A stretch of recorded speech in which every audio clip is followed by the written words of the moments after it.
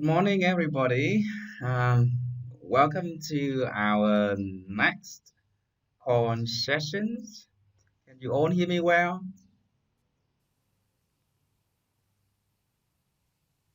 If you can hear me, please type yes into the chat window. Okay, thank you very much. It's a special day today. Wow, I think I need to share my screen.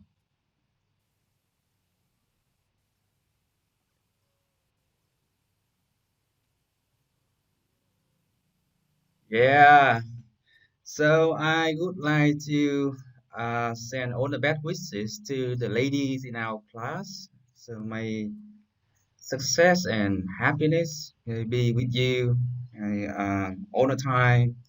And I wish you all a very happy Women's Day.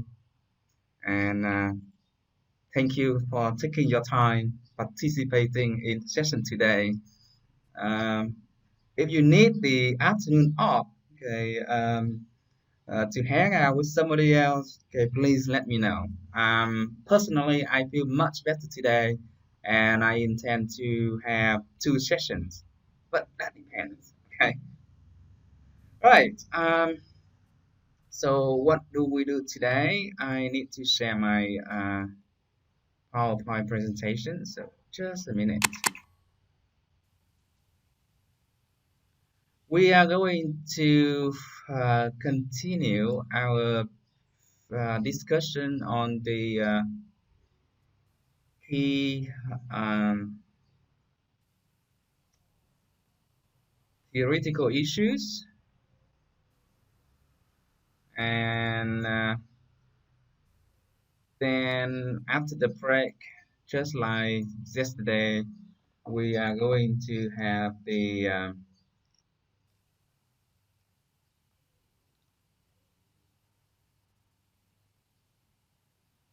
hands-on sessions. Okay. Now,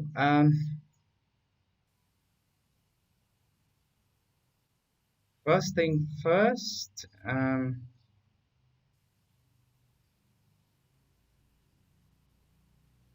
could you please go to the attendance checks for today in the course? Yeah, it's meeting 3 today, so I need to share this thing.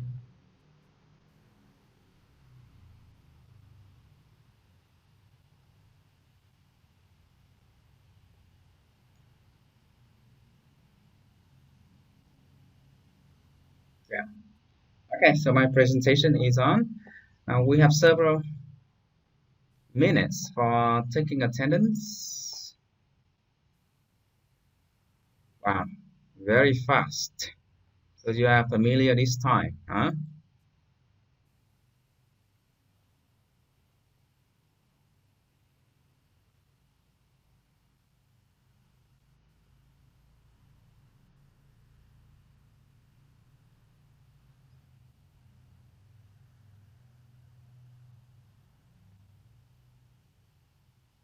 I have seen A responses and we're still waiting for other people.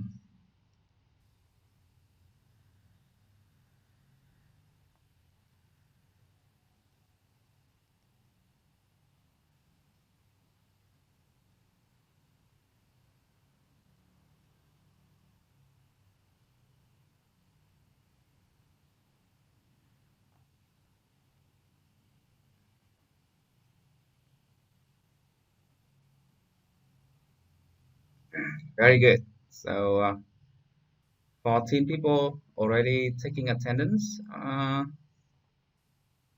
It looks like we have two or three cohorts taking this course together.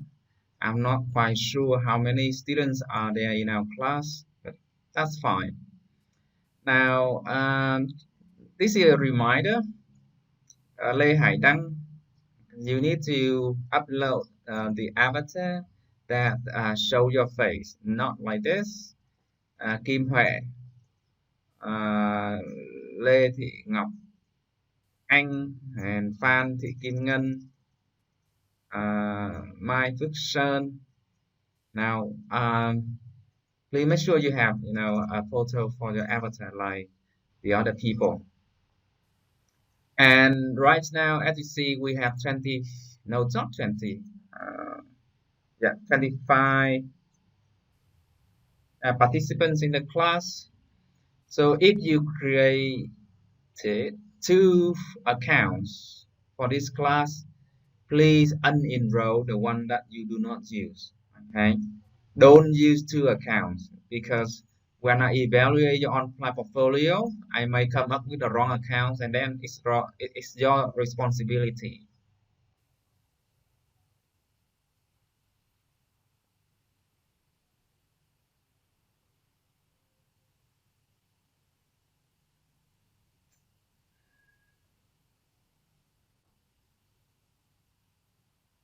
Now, let's review what we did with the homework yesterday.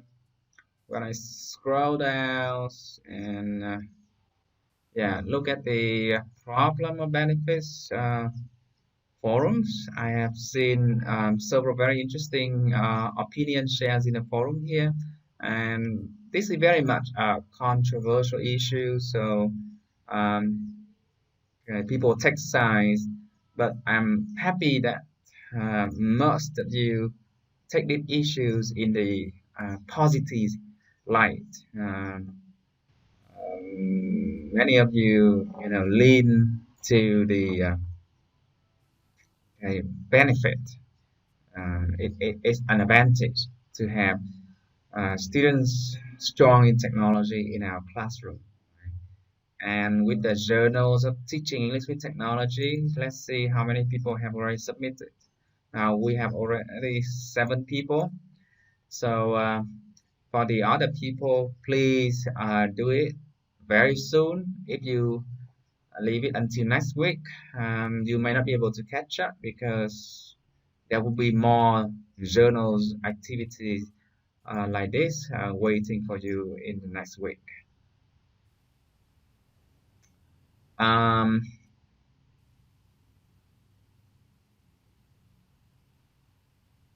and for the hands-on to submit the HTML file, I have seen 18 submissions.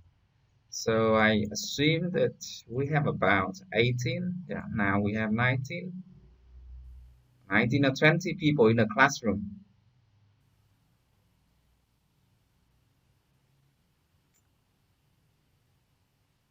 Okay. Um, before we begin, go on with the introduction to core.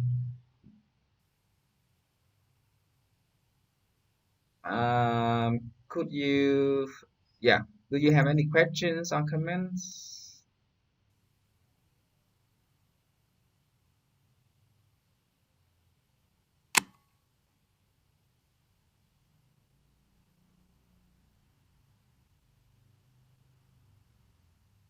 Okay, so yesterday morning we were talking about the 3 stages.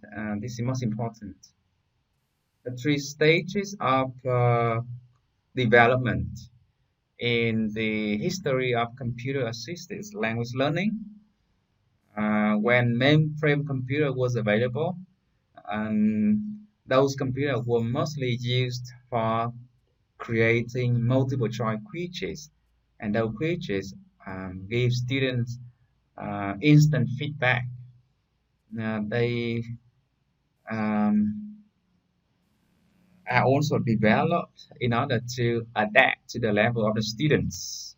I mean, when you take the multiple choice quiz, the computer can measure your level after, let's say, 10 or 15 questions.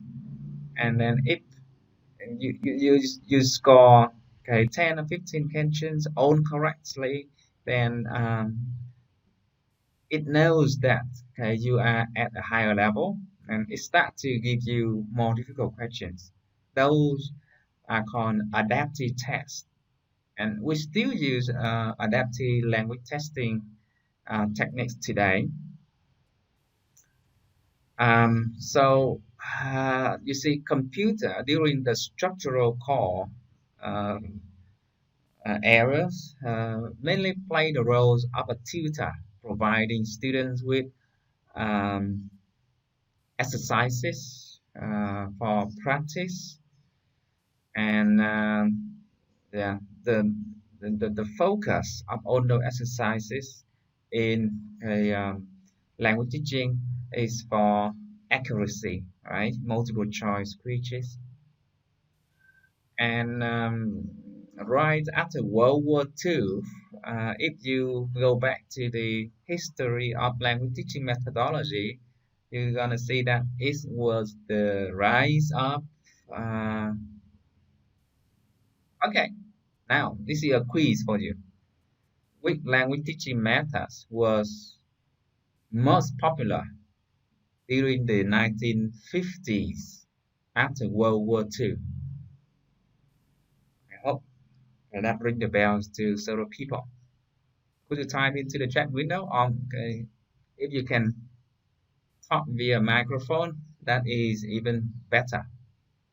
Well, today I plan to have some of you doing the presentation in the room, so you need to get your microphone ready anyway. So now going back to my questions. Uh, uh, now, I will see to that later. I guess he was absent during the last two meetings, and you know that's very bad. Uh, she missed a lot of, okay, of the classes already. So going back to my question now, during the 1950s, which language teaching methods were most popular, influential? And we have learned about language teaching methods like grammar translation method, audio lingual method, direct method, communicative language teaching, task-based, total physical response. Yeah. So which one were most popular after World War II?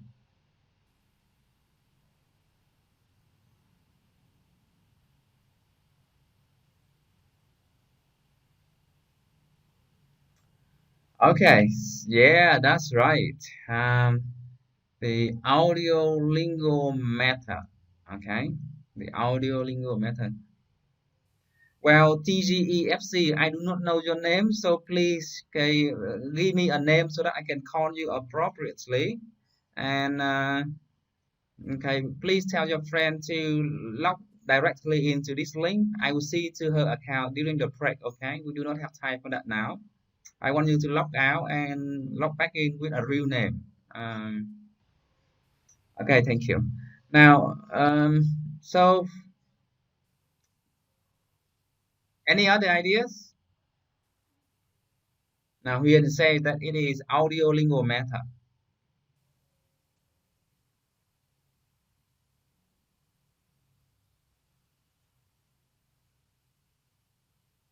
Yeah, okay, yeah, another confirm. Yes, you are right. The audio lingual method was also called the army method because it proves to be very successful during World War II. Okay. Um, you see, during World War II, the American Army need um, what? Okay, a quick, okay, an instant, okay, effective way of preparing their soldier for the battles in Europe. So they give students, they give the soldier, okay, a list of phrases to, okay, repeat, learn by heart, and it works. And it helped them to uh, develop the competency very quickly. So that teaching method was then popular after the war, and we see the rise of audio method or the army method, right? The second stage of development in corn came with the introduction of microcomputers or PC during the 1980s. Microcomputer was smaller comparing to mainframes. Now, the size of a microcomputer is just about the desk. As I told you yesterday, 2 or 3 meters in width and in length and 1 meter in width. Okay, that's the regular size. And they become more affordable. More universities could buy them for their classes. And during this time, the majority of research papers was about using um, these computers to show VCD and DVD contents to the students.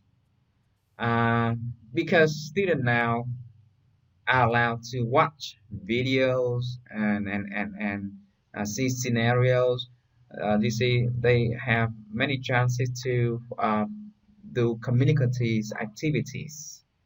So, uh, could you again tell me which language teaching methods were most popular during the 1980s? I hope this is an easy question for everybody. Could you type in the chat window? 1980s, which language teaching methods were most popular?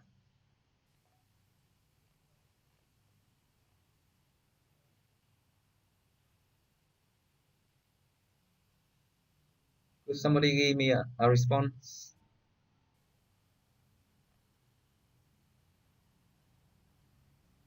1980s. Yeah. Okay. Right. You are real TESOL people. It's CLT, Communicative Language Teaching. Actually, okay, CLT only became popular in Vietnam around the end of 1990s. But the beginning, okay, was in 1980s in the Western world. Um, so, okay, together with the rise of the communicative language teaching methods, and then there is a big demand for authentic material. Remember the key ingredient of CLT, authentic materials.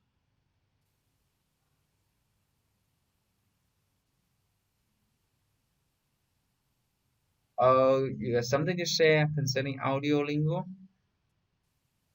Well, Dan, if you want to make a comment about that, it's connected to what we are talking about now. Could you turn on your microphone and talk about it right now? Yeah, we do not need to wait until the break. Okay, yeah. And if you have material to present to the class, please let me know. I will give you the presentation privilege so that you can upload the PowerPoint file like what I'm doing. So now please, yeah, share your microphone and speak to the whole class. It's more interactive. That's why instead of me speaking all the time.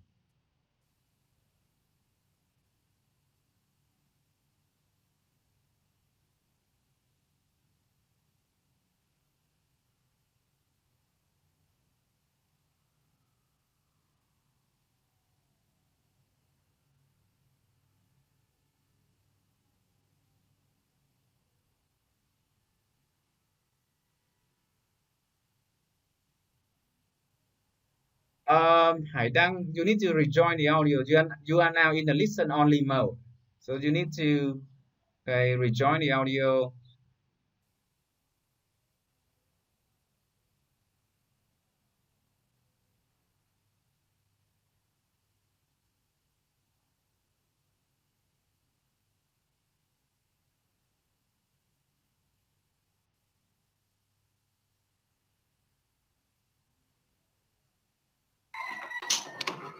Okay, good. Okay, we got Uh, you now. can you hear me now? Yeah, very Uh, clear. Yeah, about the audio lingo. Actually, it reminds me of it's a shock in the during the World War. Uh-huh. That I see that because in the World War the French army always lose. They always lose, and throughout the Mhm. history, there's a shock about the French army. They say that every soldier of the French army have to learn about the phrases how to surrender in 30 at least 30 languages. So yeah, so it's a shock. But is it not like the soldier are forced to learn this? Actually, it's a shock. But like, is it ask the soldier to learn the consider audio lingo? Well, that sounds very much audio lingo. Okay. Yeah, The soldiers are given, a quick book, okay, in which they need to, okay, very quickly learn uh, phrases to like in survive. the war, there's a many countries army in the war. There's English, there's French, there's German, both from both sides. So they need to like learn the basic one to communicate between the different armies. Yeah, that's Yeah. true. That's So true. audio lingo is actually a good way, a good method during that situation. Yeah, that's true. It Yeah, works during the war. I see. Uh, well, thank And you. yeah. Yeah, yeah, please continue. And that talks will help us remember more about that the typical type of method during the war. I Uh-huh. mean, the talk will help us remember. Okay, thank you. Um,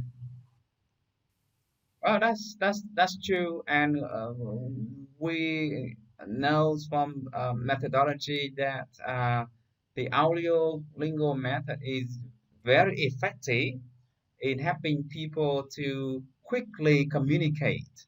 Right, students learn to speak right at day one, and they can speak fluently, accurately, in a very short time.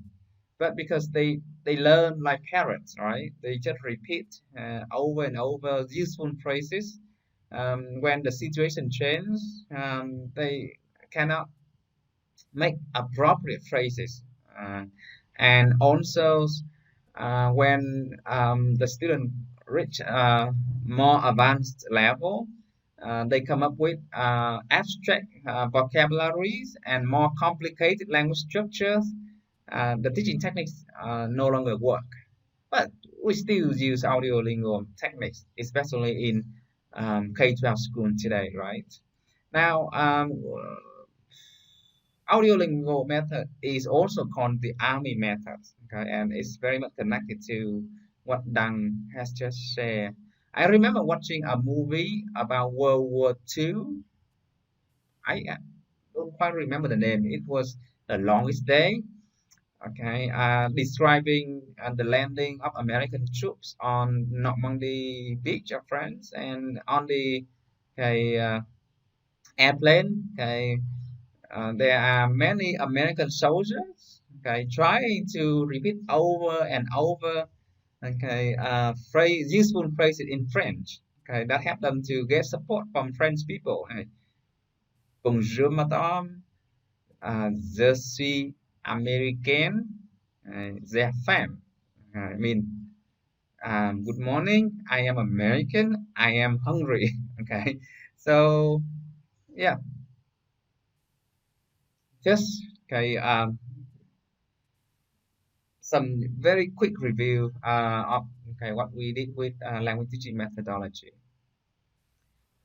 And lastly, yesterday we talked about what call is like when the internet emerged in 1990.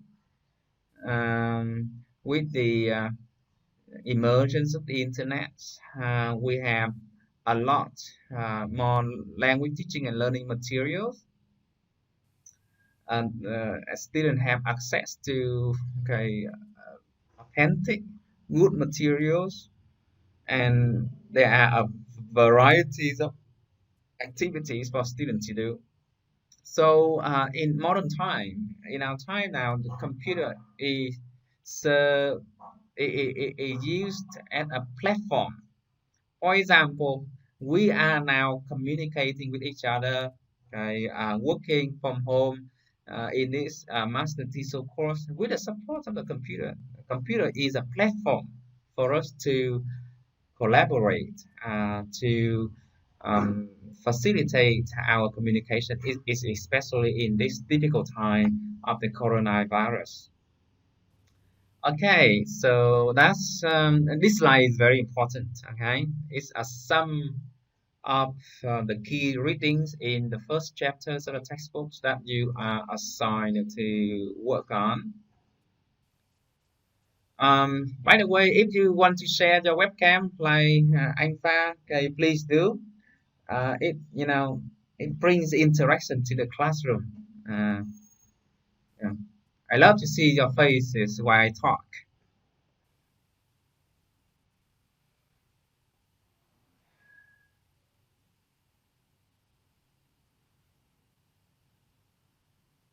Okay, now these are the most popular trends of technologies for language teaching in the 21st century. So apart from core computer assisted language learning, we also have more. That is for this, yeah, mobile assisted language learning. So with more, we um, talk about apps, language apps. We also talk about responsive websites that can automatically respond to small screen. Um, Recently, we see a new trend that is the use of robot in language teaching, and it can be scary for some people.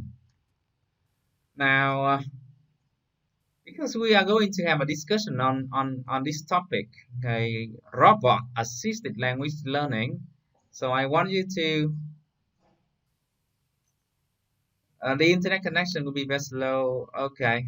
Um, I think most of the internet connections are good enough, and we have a very powerful server. So okay, let's try. Okay, if it is slow, you can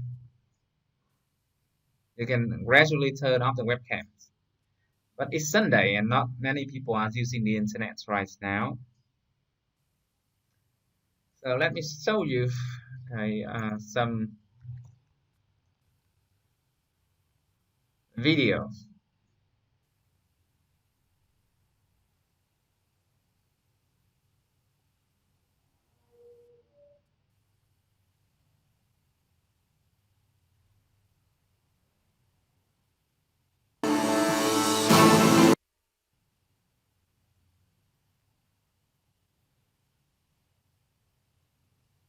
Okay, I'm going to show you a videos that were uploaded to the internet 5 years ago.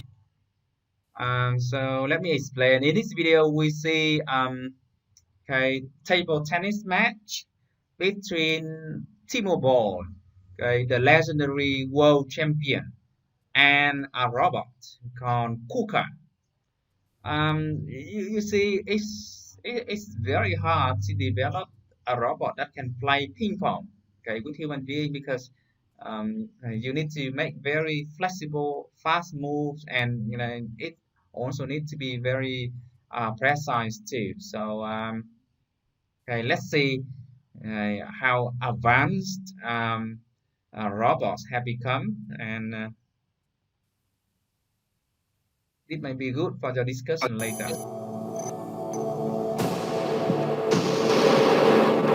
Okay, quick check. Can you see my video? Please type yes into the chat window. Good. Perfect.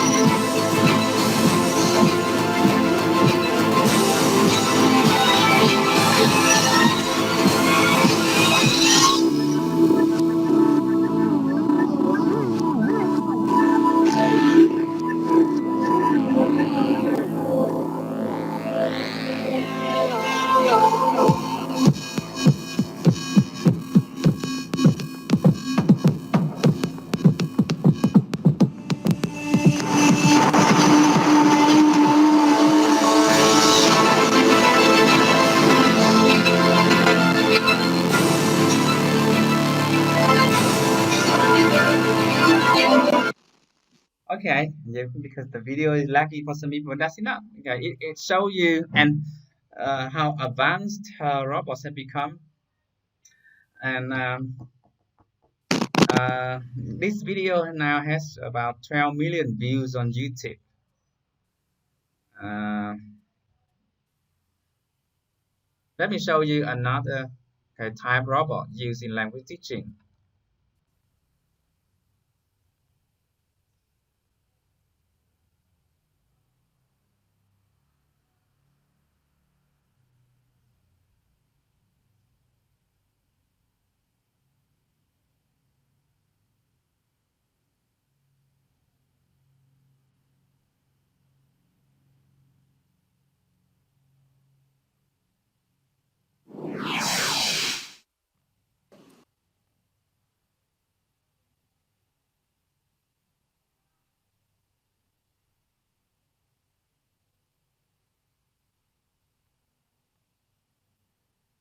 Now, in 2010, Inky, and this was it was discussed in several textbooks already.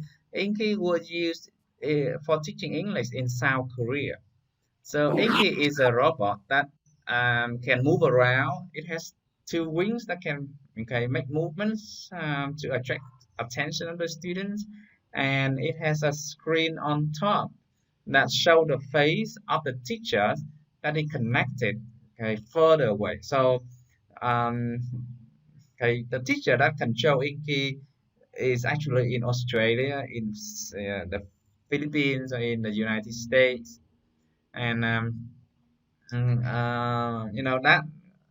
caused sensations in language teaching world for quite some time. And this is the earliest model of using real robots in classroom that I can see on the internet right now. So let's take a look at the Inky robot. 선생님하고 하면 아무래도 아이들이 27일 오전 대구시 북구 합정초등학교에 영어 로봇 교사 임키가 첫 발령을 받고 교단에 섰습니다. 학생들은 로봇 선생님의 지시에 따라 영어 단어를 따라했습니다. 로봇 선생님은 아이들에게 질문을 하기도 하고 음악에 맞춰 춤을 추기도 합니다. 또 학생이 단어나 문장을 말하면 정확한 입술 모양을 보여주며 발음을 교정해 줍니다. 로봇과 함께 공부하니까 게임도 하고 그러니 모르는 말도 저절로 알게 되고 머릿속에 더 쏙쏙 잘 들어왔습니다. 1m 정도 크기의 달걀 모양의 원격 제어가 가능한 영어 교육 전문 로봇은 바퀴가 달려 교실에서 이동이 자유롭습니다. 또 팔과 머리도 자유자재로 움직일 수 있으며 음성과 시각 인식 기능도 갖추고 있습니다. 수업은 필리핀 현지 원어민 교사가 직접 로봇을 원격 조정해 진행하는 방식과 한국인 교사가 교실에서 로봇과 함께 수업을 해나가는 두 가지 방식으로 이루어질 예정입니다. 원어민 선생님하고 하면 아무래도 아이들이 대화를 할 때 부담을 많이 느끼는 것 같은데 로봇하고 하니까 아이들하고 조금 친근감이 있어서 그런도 말할 때 부담 없이 잘 말할 수 있는 것 같아서 참 좋은 것 같습니다.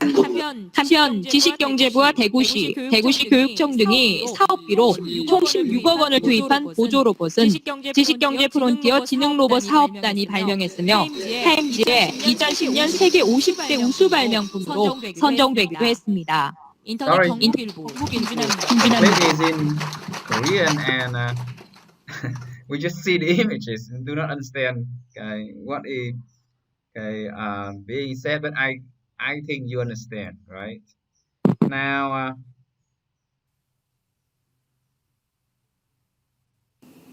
this is new robots. It's called Now. Has anybody heard about Now robots? Okay, please give me your answer. Have you heard about Now robots in Vietnam?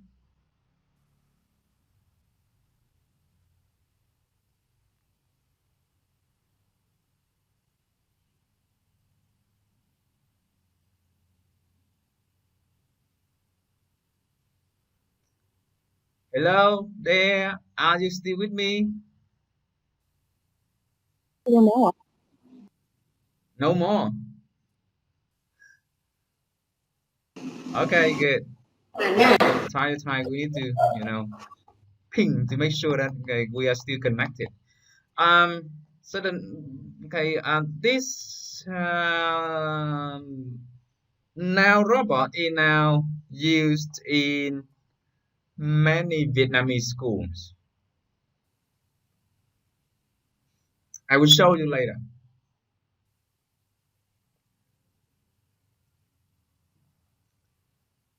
But let's see what now robots can do for teaching English.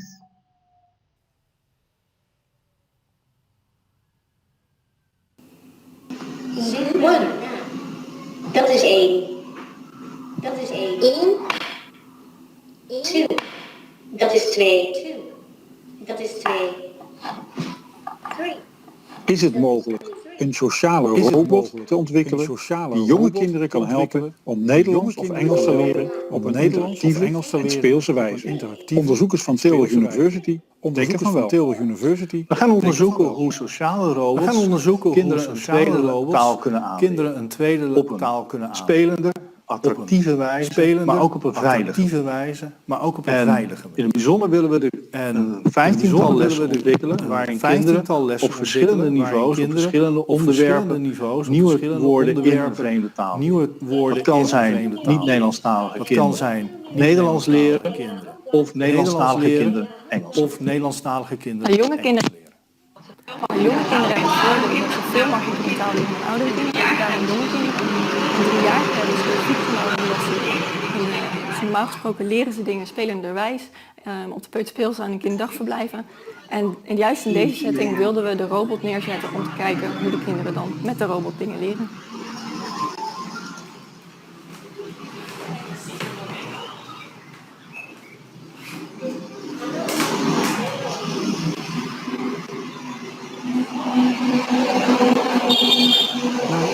kennismaking met robot Robin in kleine groepen zijn de kinderen daarna alleen met Robin en natuurlijk met de onderzoekers. Hoe reageren de kinderen op de robot? Nou, Robin die heeft een ontzettend leuk effect op de kinderen. De kinderen vinden het heel erg leuk om met Robin te werken en dingen te leren. Ja, ze gaan hollend naar de robot toe en ze gaan weer blij terug. En ze zeggen vooral dat...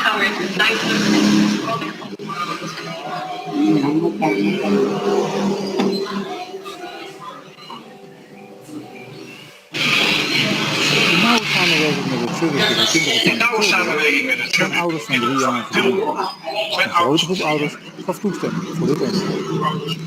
In eerste instantie is het natuurlijk spannend en nieuw.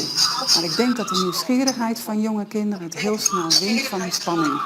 Dus ze zoeken Robin op, Robin de robot. Ze willen met hem praten en als Robin op een leuke manier met ze samen speelt en kletst, dan komt de rest vanzelf. Er zijn 4 mogelijke voordelen van een robot ten opzichte van een mens. Allereerst, het is makkelijker om de robot 1 op 1 met de kinderen te laten interacteren. Ten tweede, robots die kunnen meerdere talen spreken. Dat kunnen we wel programmeren. Een robot die kan zich aanpassen aan het niveau van het kind. En een robot heeft meer geduld dan een mens. Een van de kinderen die was ontzettend verlegen en die wilde in eerste instantie niet met de robot mee. En die wilde echt aan de leidster moeten vragen of zij mee wilde helpen om 1 op 1 met de robot te laten interacteren. Maar uiteindelijk deed hij ontzettend goed mee en heeft hij ook echt geleerd wat de robot hem wilde leren. De robot gaat geen banen overnemen voor mensen, die gaat de begeleiding van kinderen ondersteunen. En die ondersteuning bestaat uit het geven van extra taalstimulatie aan kinderen die wat achterstand hebben in bepaalde aspecten. Nou, we zijn net 1,5 week bezig, dus we hebben nog niet heel veel. Ontzettend betrokken zijn met de robot, reageren ontzettend goed op de robot. Maar andere kinderen zijn een beetje in zichzelf gekeerd.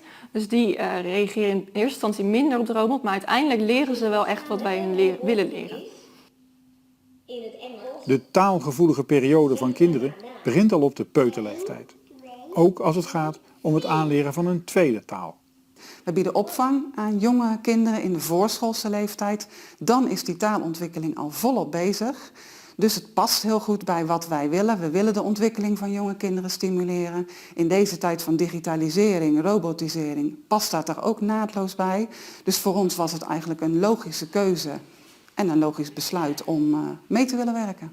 Het project is geslaagd als over 2,5 jaar, als het project afgelopen is, dat we een sociale robot hebben ontwikkeld die kinderen ondersteunt in het leren van een tweede taal op een aangename en een plezierige wijze.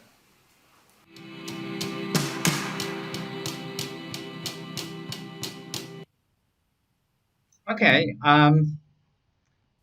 so I hope you enjoyed the video. Before showing you another model of robot that has become also very popular, I want to hear some sharing from Phan Thanh Phu. It's interesting to know that Tôn Đức Thắng University has already bought now robots. So could you turn on the microphone and share with us when did the university bought the robot? How do you use the now robot now, and are there any findings or sharings about how effective that is? Okay, could you please, Fu?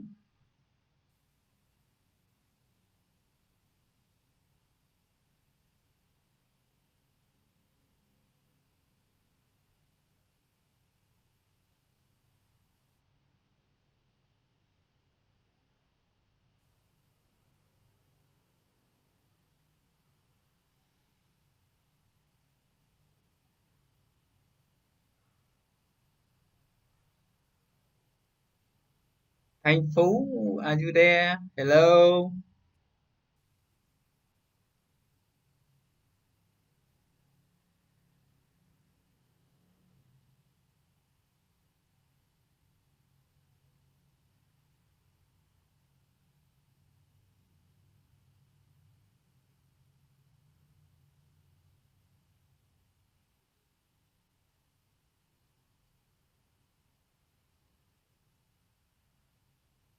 Let me see where he is. Oh, yes, the microphone is on.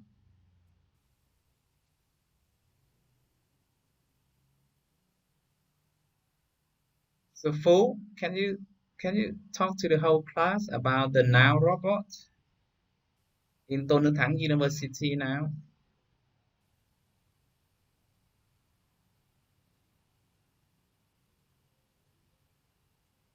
No, I cannot hear you yet. If the sounds come through, the microphone should, be blinking. I mean, the icon of the microphone should be blinking at the bottom. Try to join the audio again.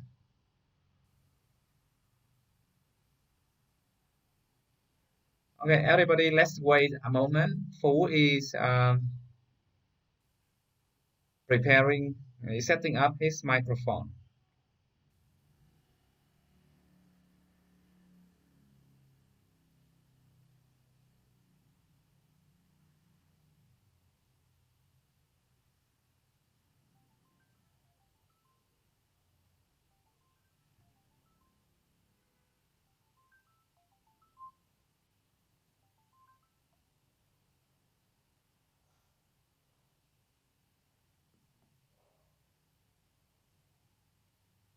Okay, it looks like your microphone is not working full. We cannot hear you. Oh no, I see your microphone icon, but your microphone is not working, but that's fine. Okay, now let me show you another model of robots that has become very cheap recently.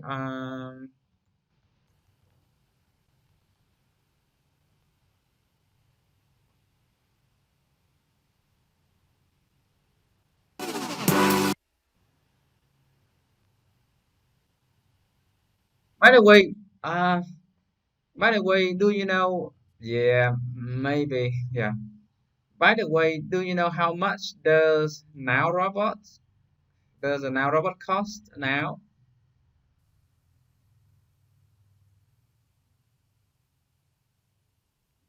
Does anybody know the answer, or does anybody make a guess? How much does the now robot cost? About 20,000? Well, that may be when it first came out. The company that produced now robot claimed that they have so thousands of these robots around the world, and the price now is only 10,000 USD. 10,000 USD. So it's about the price, okay, of uh,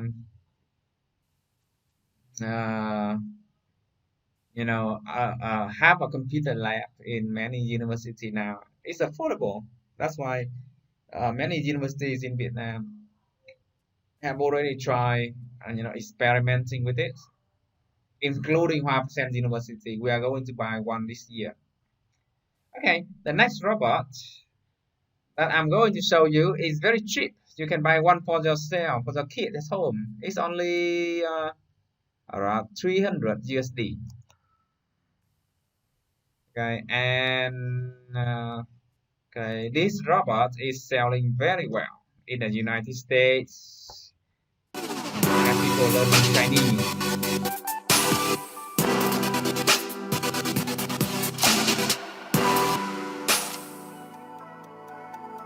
Hi Lily, what's the weather for today?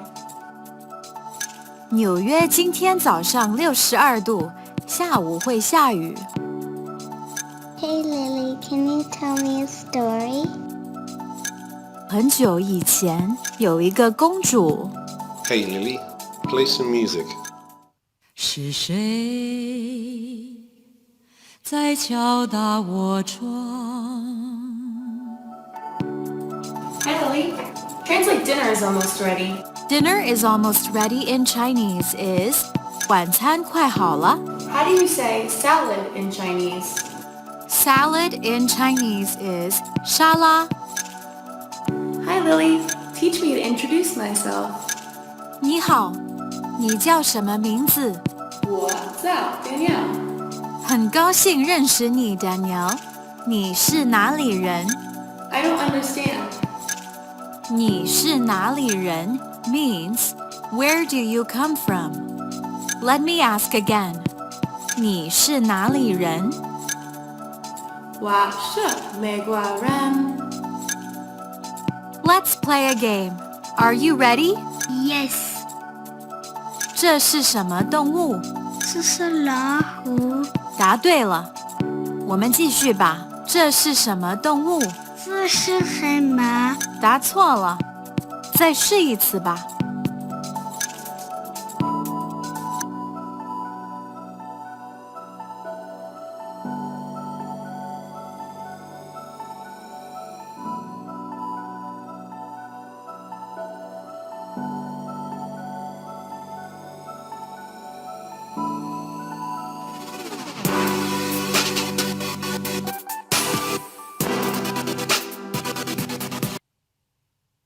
Okay, now next I want you to do an activity. So Google school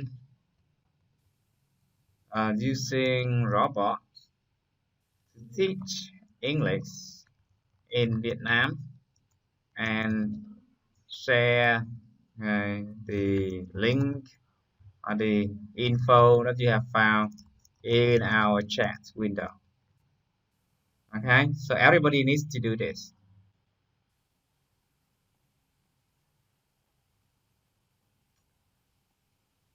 Oh yes, okay, I love to get one too. Okay. Now, so everybody, you have 5 minutes for these activities. Let me show you. For example, I go to Google and search for things like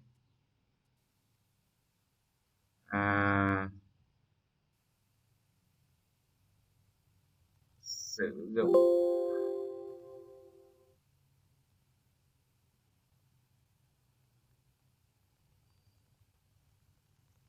để học tiếng Anh. Right? You can search for this phrase because we want to get Vietnamese results.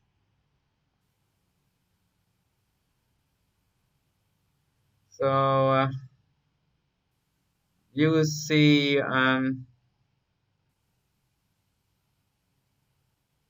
many results. For example,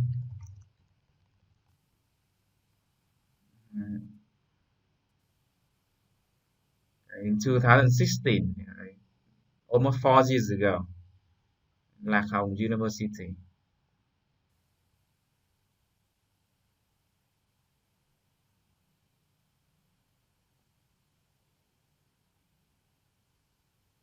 Okay, so now you have 5 minutes.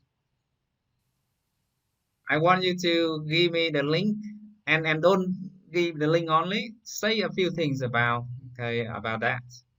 Okay, because we do not have time to read all the links, so just say a few words about what you have found. 5 minutes in the chat window, and I will be back shortly. Thank you.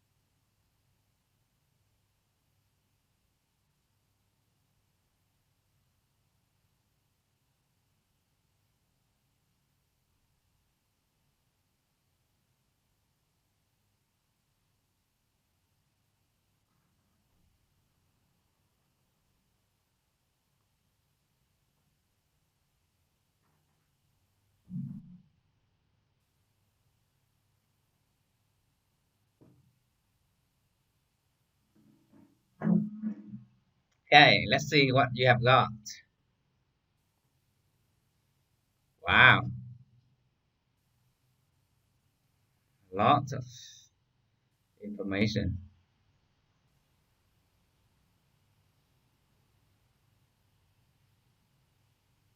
iSmart Education.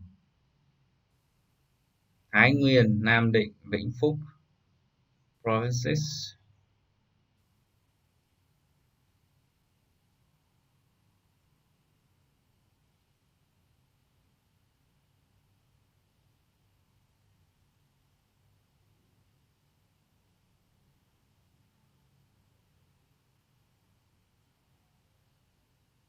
You are now.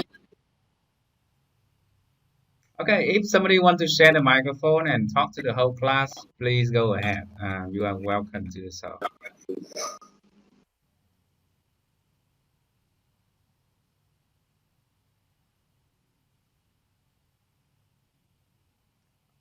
Now, so lead me to this forum that I have just enabled. Okay, I want you to discuss this question later on, not right now. Okay, you can do that when we have time. Will robot replace English teacher? From what you share, okay, on the screen about the chain, do you think that robot will replace teachers of English in the future?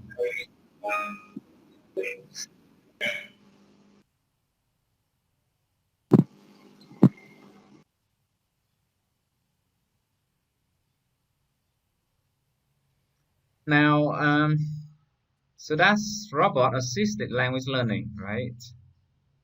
We also see the rise of virtual reality.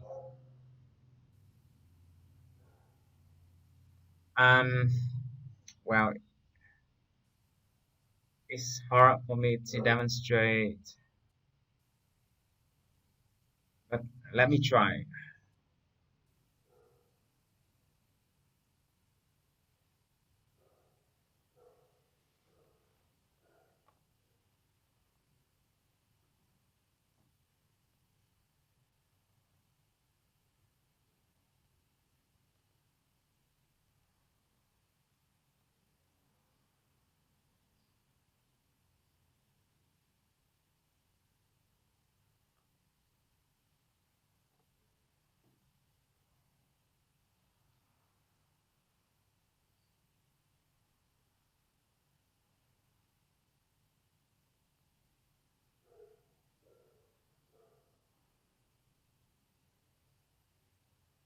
Now,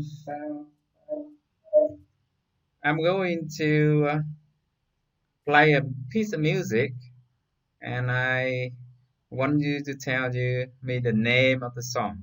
Okay?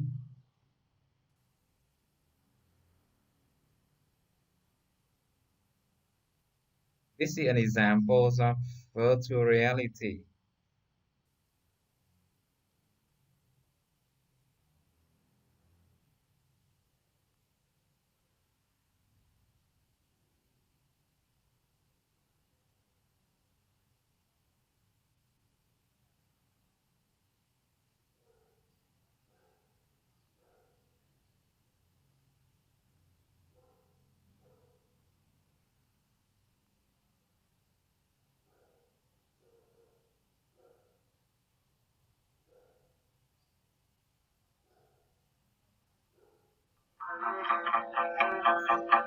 Hey yonder, of een Superman, James Bond, James Bond.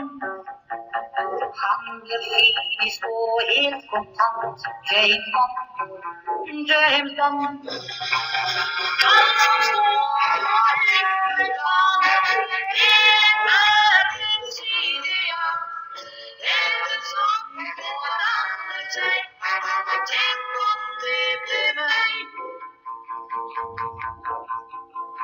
Alltid råläckre dresser på, James Bond, James Bond. Skräddarsytt ifrån topp till tå, James Bond, James Bond. How to carpet, even Celia. It's on James Bond. Okay, thank you. Somebody has already got another song. Now, how do you know that this is James Bond? Do you know the song before him?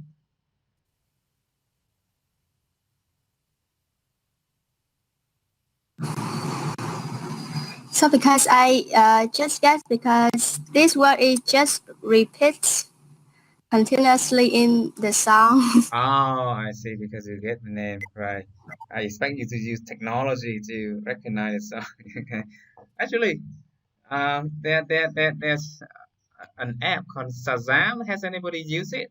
Have you ever used Shazam before? Shazam is a very good example of virtual reality. Yeah, it listens to the music and then it gives you the name, okay, of the song. So pretty cool, huh? And then there are virtual reality apps that allows you to recognize flowers. You just put the smartphone, scan the flowers, and it um, may return you, okay, quite well the names of the flowers that you do not know. So the trees, the leaves, the flowers. And at night, recently, I learned a lot about the stars in the sky thanks to a virtual reality app called Sky Map, right? So with Sky Map, you point the smartphone at the star you see, and it gives your GPS location, okay, your local time, in order to, okay, recognize which area of the sky you are pointing to, and then it shows you the name of the star, and you tap on the star. It gives you all the information like how far is it from Earth, and how bright it is, the Greek legend that is associated with the star. Oh God, okay, learning has now become easier. So I learned recently a lot about, okay, star that we can see with naked eye in the sky, like, okay, Saturn, Jupiter, okay, those planets in the solar system, the Orion star, the Scorpions, okay, constellation, the Sirius stars, and mm, learning has, okay, never become so fun and easy.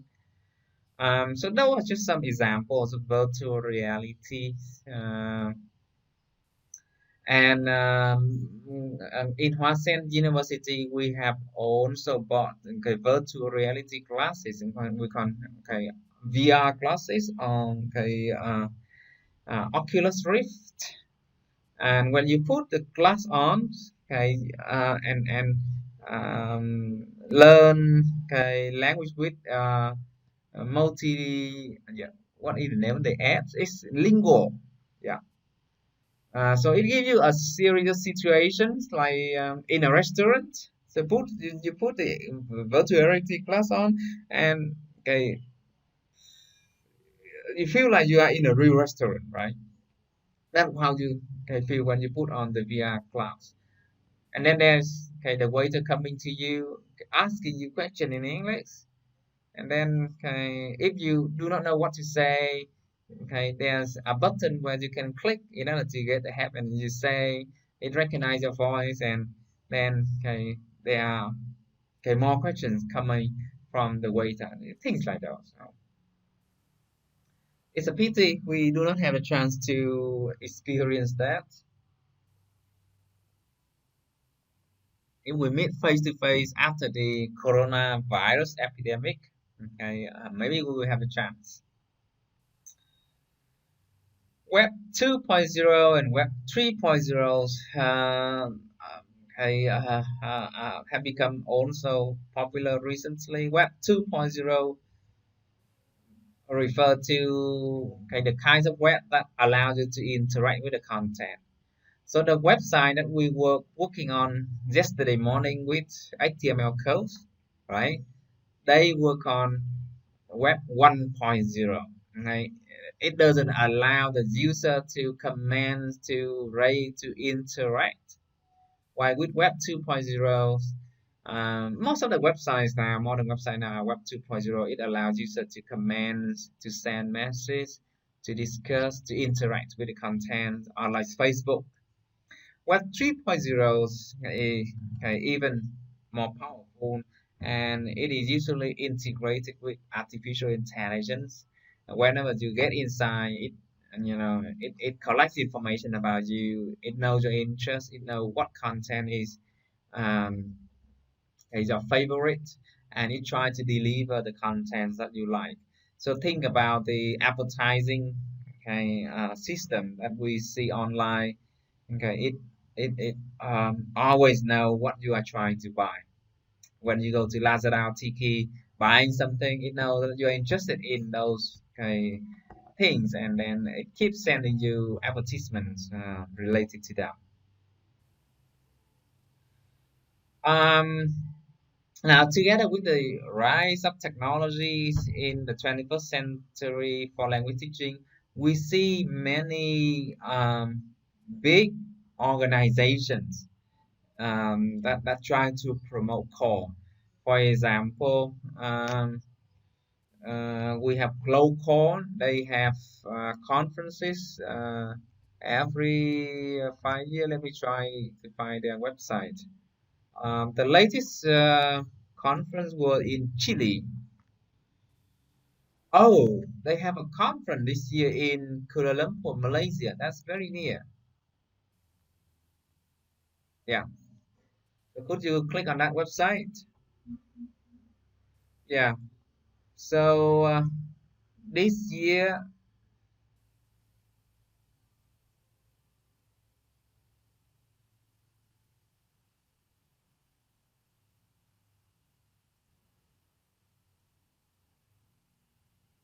Global will be in August, Kuala Lumpur, Malaysia,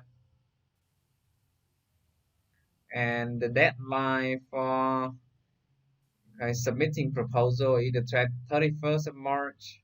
So you still have time.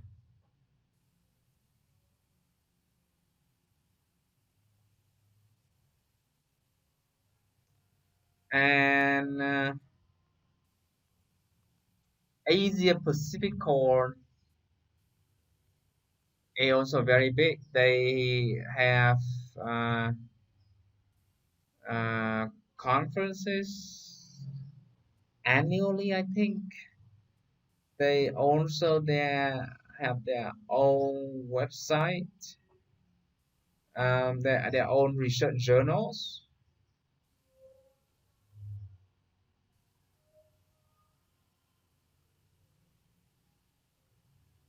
Okay.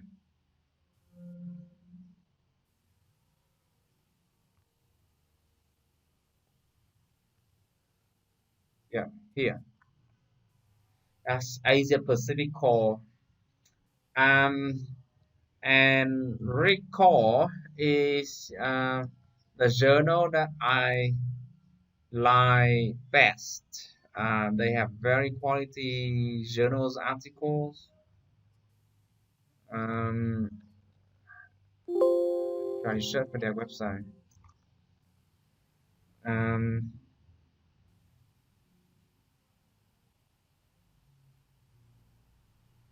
so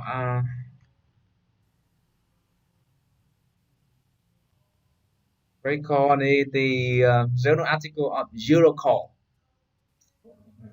European Computer Assisted Language Learning, and we start to see a member core organization set up in Vietnam. We have Vietcore set up in the University of Da Nang about 4 or 5 years ago. And Dr. Nguyễn Văn Long is still the chairman, and I am the vice chairman. It's not an official organization, so we just set up a website and we deliver trainings to teachers throughout the countries. Because right now in Vietnam, you see, if you set up an official organization, you have to go through a lot of formalities in administrations, and we think that okay, it's not appropriate, okay, to do that now. Now, so with the support of the National Foreign Language 2020 project several years ago, Vietcon met in Da Nang to map the strategy for developing corn in Vietnam. This is part of the work that we carried out at that time. We try to analyze trend, weaknesses, opportunities, and threats of corn in Vietnam. So this just gives you, okay, uh, big pictures of um, what is happening in the field of using technology for language teaching, and the associations that relevant to our course. And I think everybody agrees now that computer assisted language teaching has become a very influential field, and there are more and more researchers becoming attracted to this arena. We see computer assisted language learning courses now in all BA and MA TESOL curriculum.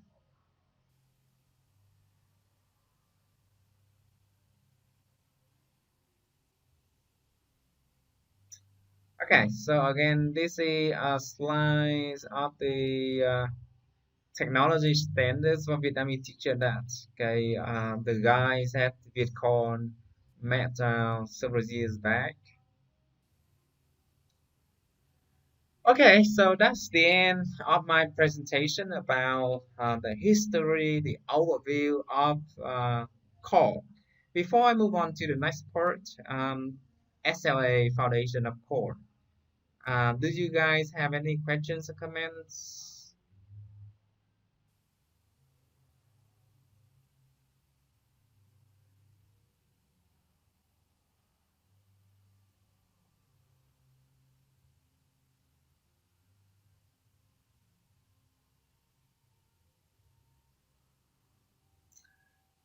Um, if no, then this is time for presentations.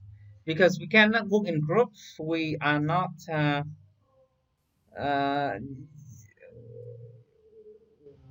sitting in group right now. So here is it. I want you to search for about 10 minutes and prepare, okay, yeah, um, one or two PowerPoint slide on these four topics, okay? Now, eight of you, we need to talk about one or only, so behaviorism. Topic number one, ai Quan Thoại Nhi, okay, anh Pha, Hải Đăng, and Quang Thị, and Ngọc Anh, okay?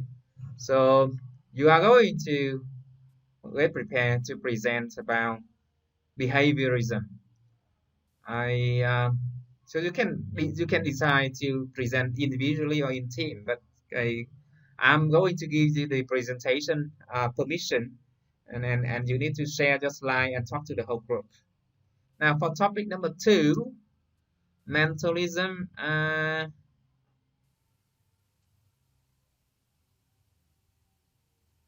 Now it will be Khánh Linh, right? Nguyên. Yeah, and then I see another Nguyên A Hi Hi. I'm not sure whether that's the same person. Oanh and Tuyền.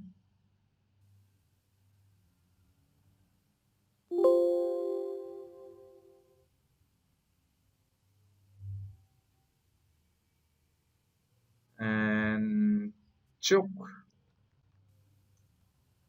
Right. Okay. And for topic number 3 on constructivism.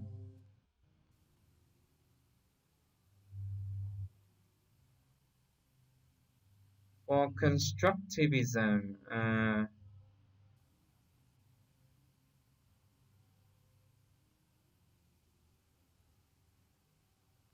Phú, My, Yến Vi, Sơn Mai, and Sutida. And Hải Chiêu, right?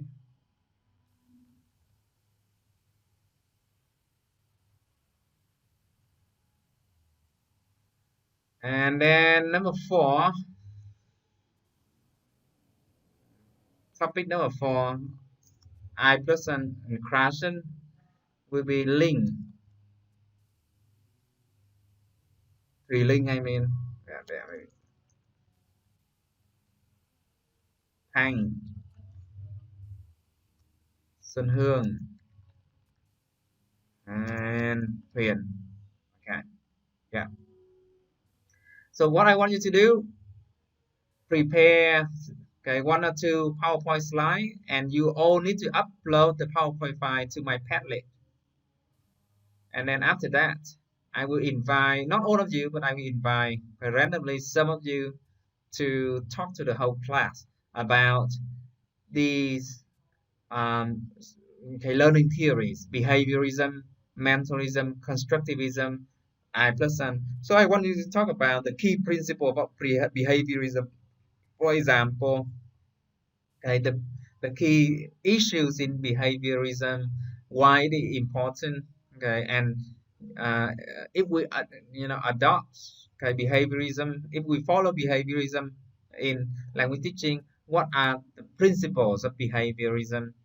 Okay, just sum up those key points. Okay, there is no fixed guideline for you, so this is just an exercise where I want you to review um, the big learning theories that are relevant. Okay. Kim Ngân, sorry.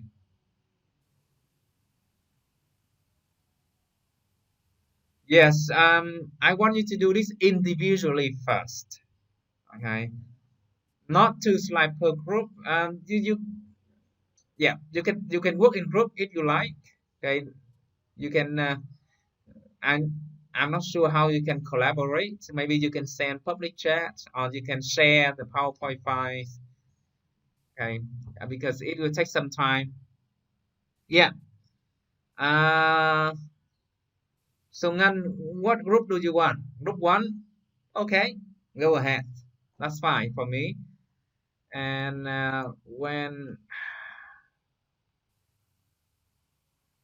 you are finished, please share your work in my Padlet.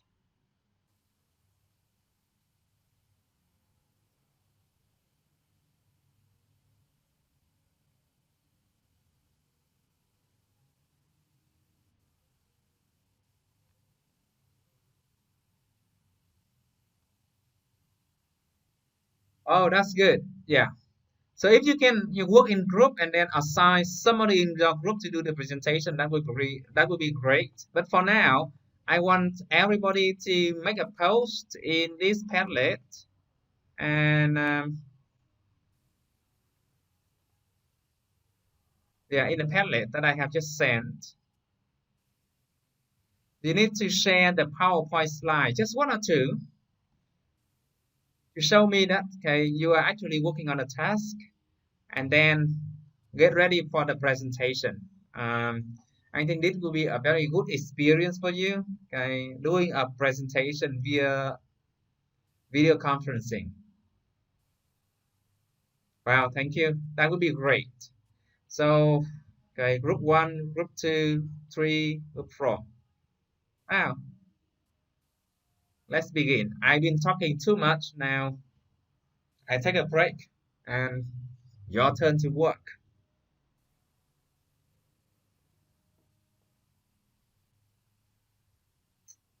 Uh, we have too many people in group two already. So Nguyen A Hi Hi, I'm not sure that's the name, but okay. Nguyen A Hi Hi, you will be in group four. Okay, we need more people for group four.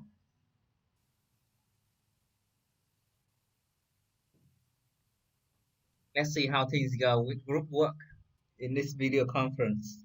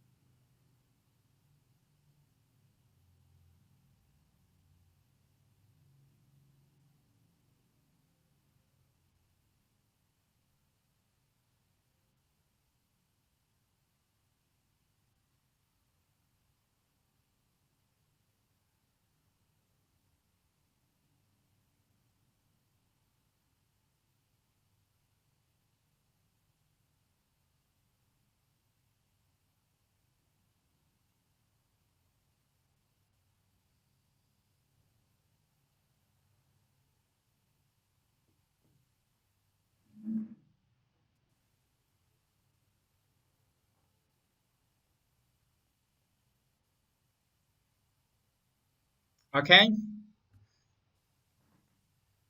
are you ready?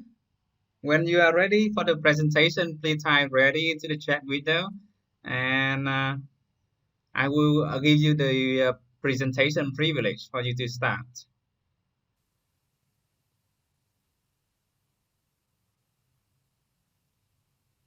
Okay, so let's say 5 more minutes.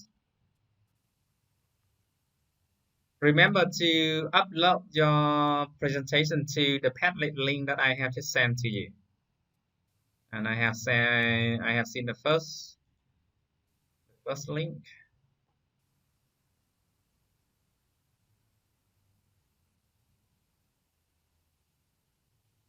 Good. So this is from Chill.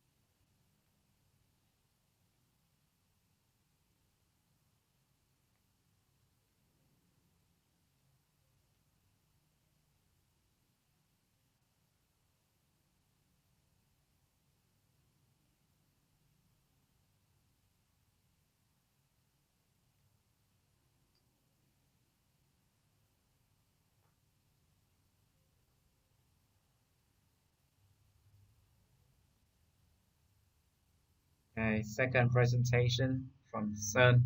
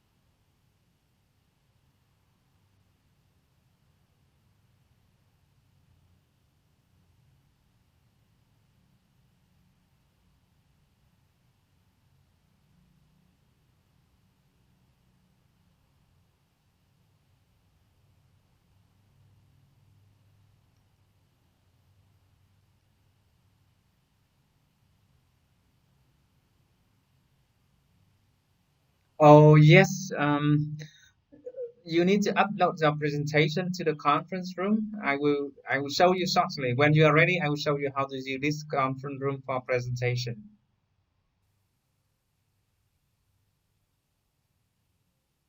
So just like you are doing the presentation in front of the classroom.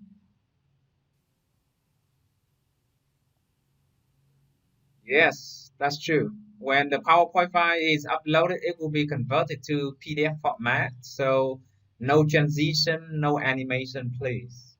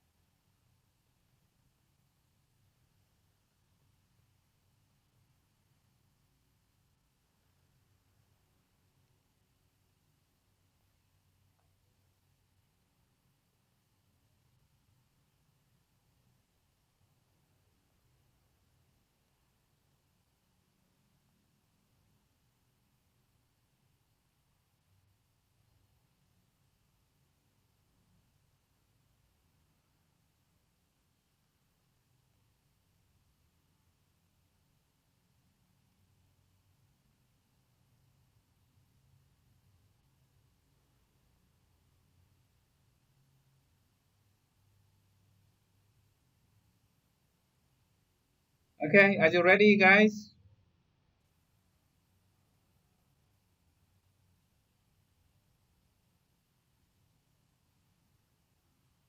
Now, who volunteered to present first?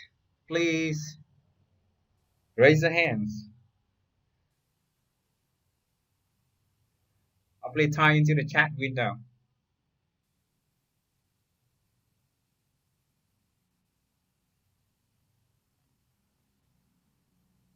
Now, come on. It's not very hard.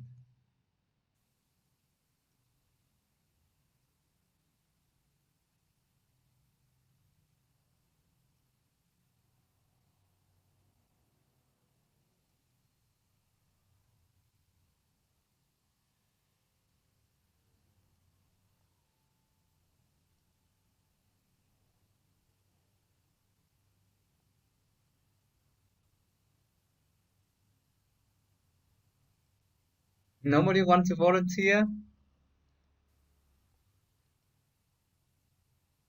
You want me to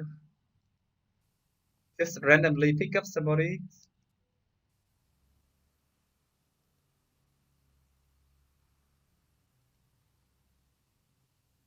All right. So let's see. Okay, the PowerPoint files.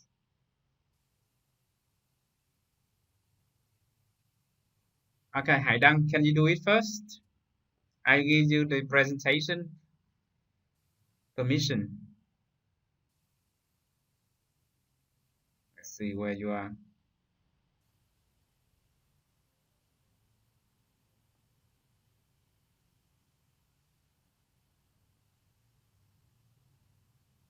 Okay. So Chia, we do it first.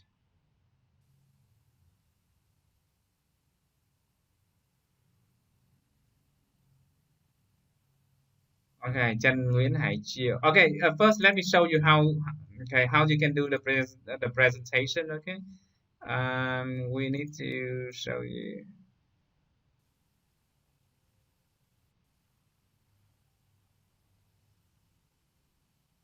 Yeah. So this is the room, and when I give you the presenter, I will just select your name and make you the presenter. As the presenter, okay, you see this action button. So click on this one, and then you can upload a presentation. Click here, and then browse for the file, and yeah, upload to the room and confirm. Okay. Oh, come on, it's just a few people in the class, and it you know it's a good thing to try.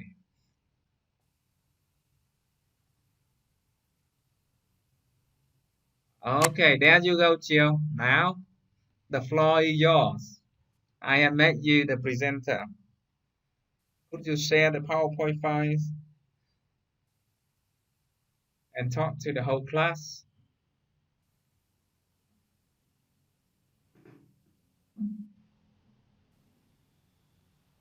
It's good if you can even show your webcam.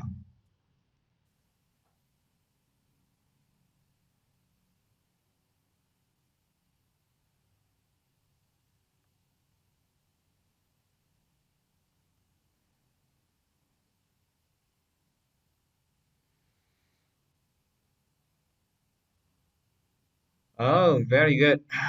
We have seen the PowerPoint now.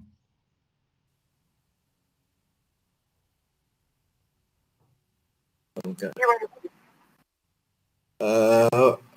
Okay, so now I'm going to talk about constructivism in language learning, which is a theory constructed by Vygotsky. So as the slide denoted, so Vygotsky theory made a clear statement of how knowledge is constructed collaboratively, in which it means it enables students to learn from each other and co-construct the knowledge. So the basic things in this theory is that Vygotsky believes in the fact that the knowledge is co-constructed by students, that they learn from one another. And to the next slide, the fundamental aspects of constructivism. So there are two aspects in this theory. The first one is zone of proximal development, in which I mean the task, it has multiple levels, range from easy to difficult. And with the ones that are too difficult for one to accomplish, so the assistance of the teachers or even the students themselves who are more skillful at the knowledge may assist that students in order to completely master their own knowledge. And the second aspect is about the scaffolding, which means the provision of enough assistance at the right time. And to my last slide, I have the application for the Vygotsky theory. So the constructivism theory can be applied into the problem-based learning, in which this, this means that students are given tasks in a group, and they are supposed to solve problems, and they will try to work collaboratively in order to find out a right solution. The second one is pairing students with various levels, in which it is also stated in the previous slide.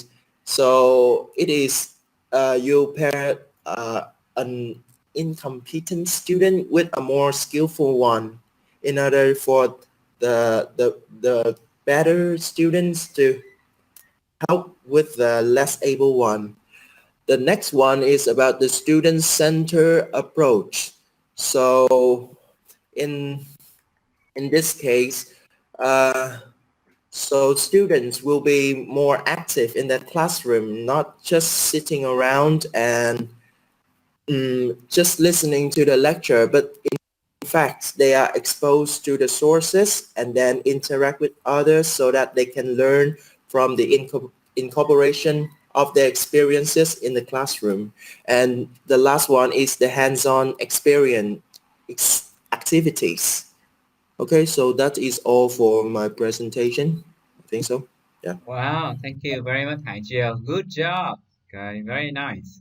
So, Hai Chiu has mentioned some of the key theories, key points in constructivism. Basically, in constructivism, people believe that students learn best when they interact with other people.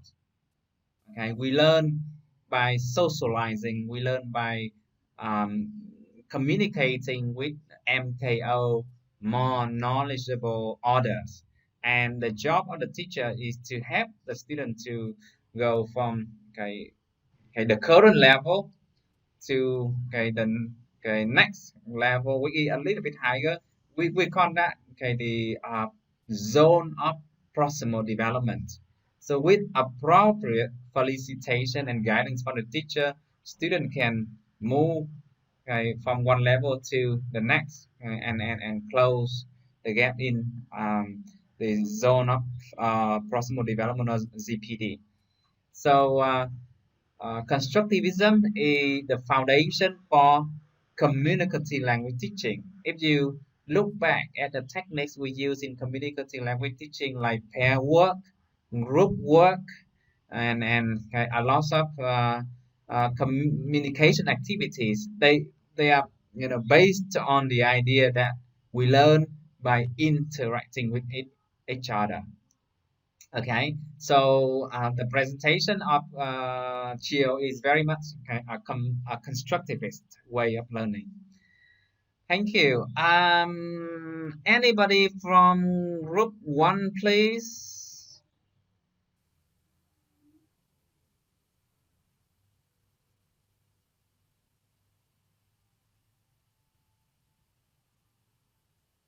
Now from group 1, anybody?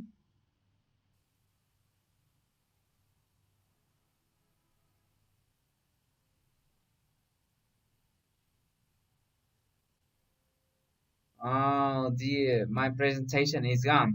So you are waiting for me to pick up on somebody's?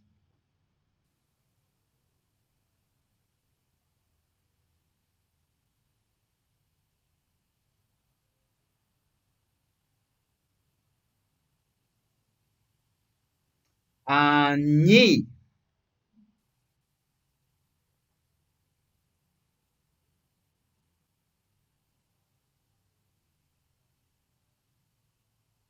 Could you please, where are you now, Nhi? Are you ready?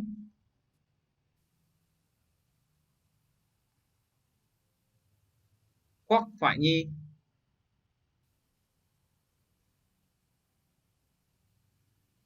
Can you present to the group?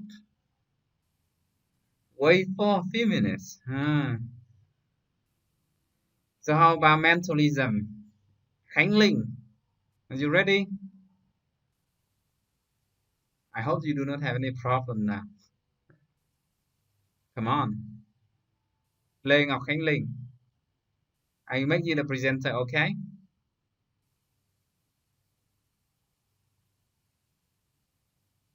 Yes, that over to you now. So Khánh Linh, could you enable your microphone, upload your PowerPoint slides, and talk to the whole group about mentalism, please?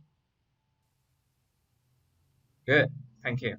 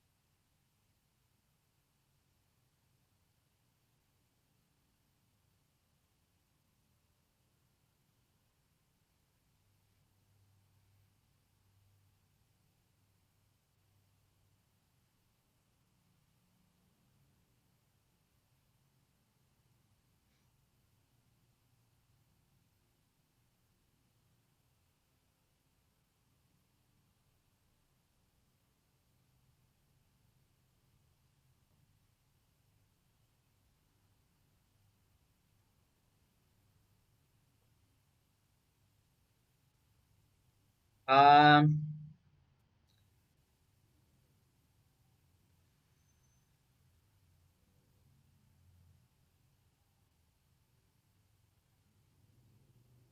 okay, I have made you the presenter again. You should now see the plus button at the bottom. Click on that, and it will allow you to upload your PowerPoint presentation.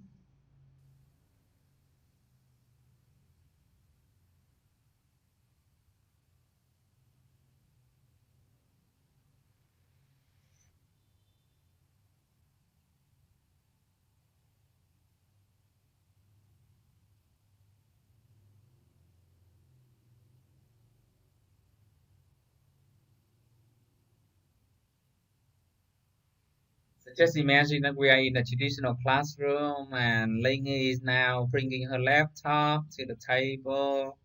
She's setting up the cable. She's plugging in her USB. The presentation is going up soon.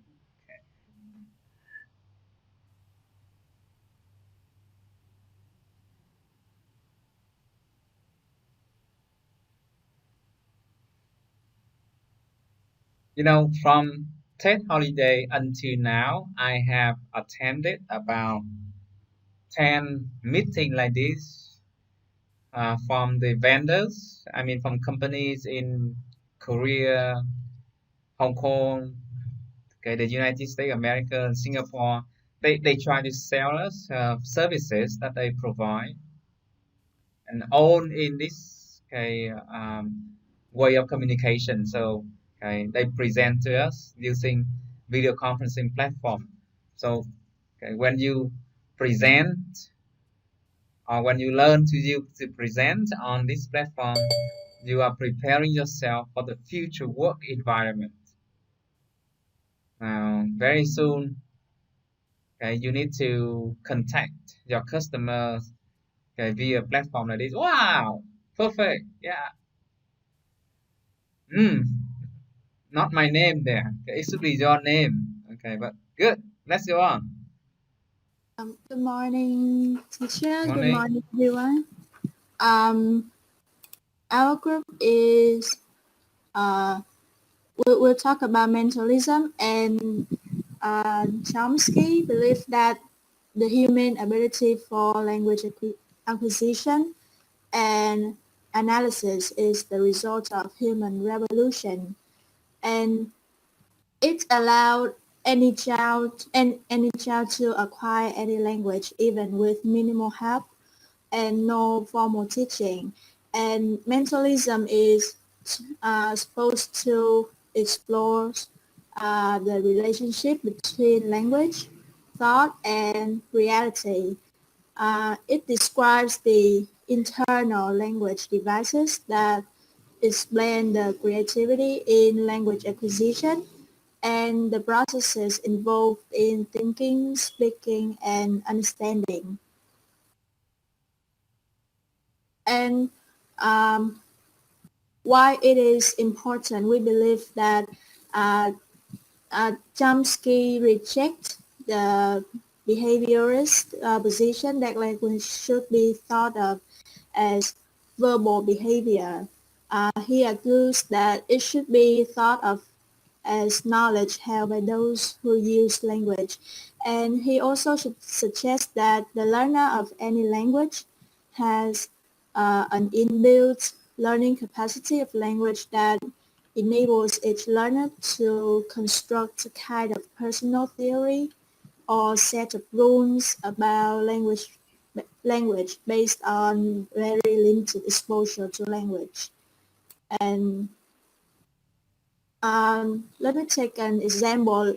For example, a 4 or 5 years old child can produce a sentence like, "I'm done with my homework."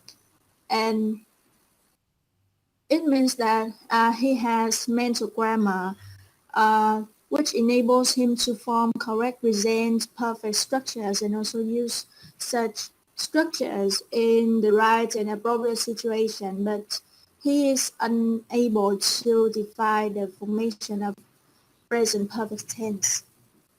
So that's the end of our presentation. Wow, thank you very much, Khánh. Good job. So to sum up, with um,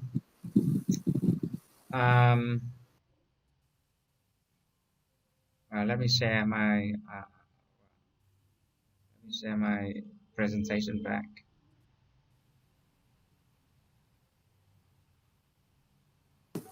So with mentalism, the key belief is that when people are born, we have already got a lot of things in our brain. Right? Language ability is something inborn for human beings. That's what Chomsky believes. When children are born, they have already a black box, a blueprint that help them to learn languages very quickly.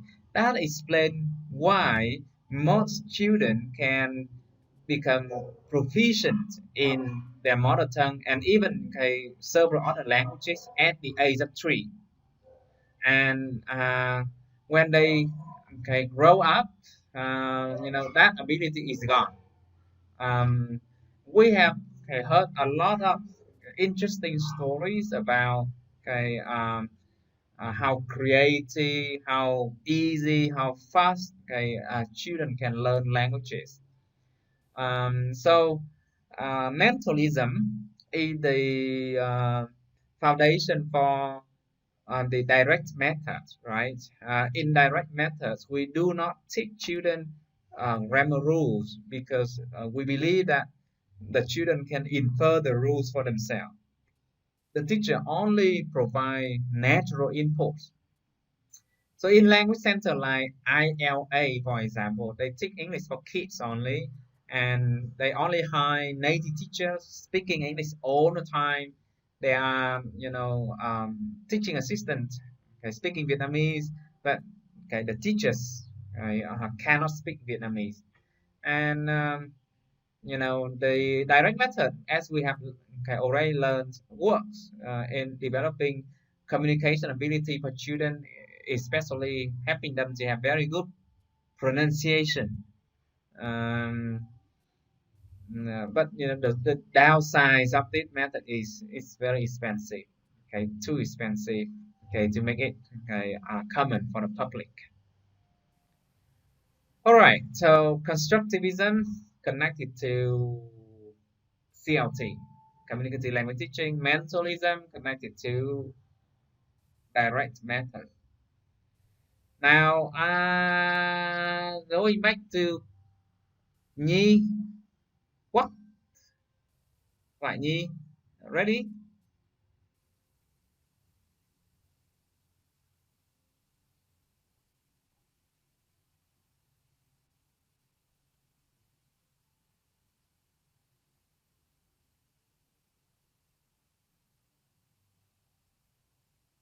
Oh, mentalism. Yeah, Quắc Thoại Nhi.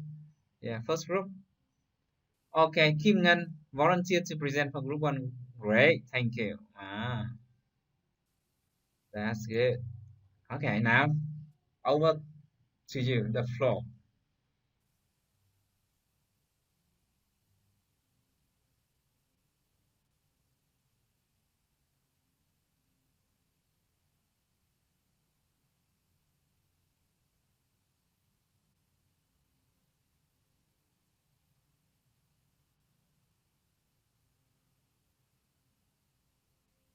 Well, that's fine, as long as you talk about behaviorism.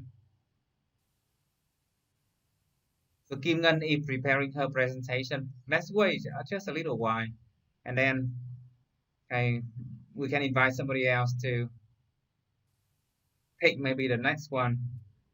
Behaviorism is very influential in language teaching, and it's important for us to know it well.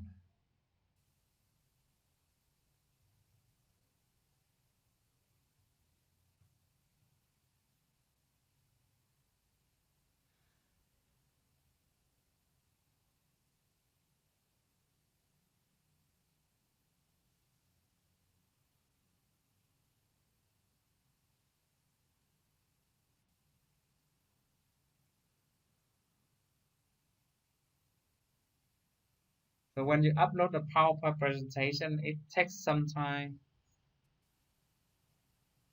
Oh, fine. You will not see that icon unless you have the presenter permission. Okay, so when I invite somebody to present, I need to give the presenter privilege to that person.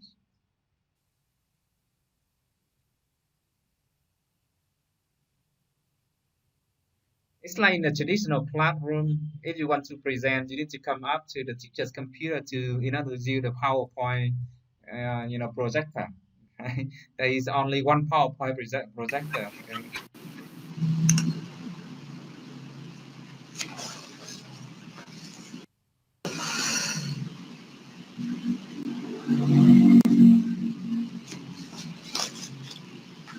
I hope Kim Ngân gonna be ready very soon.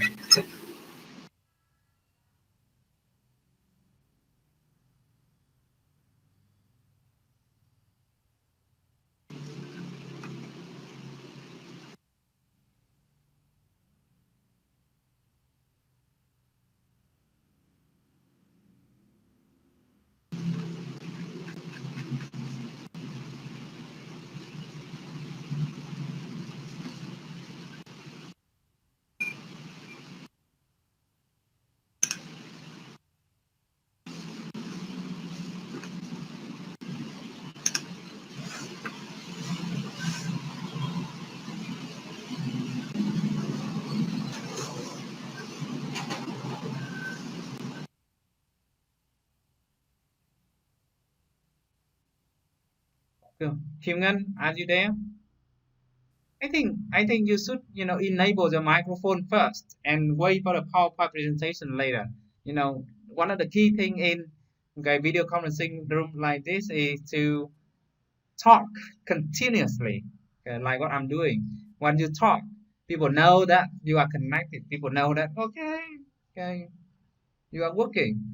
Okay, if there is silence and then nothing happens, and okay, there you go, it's on.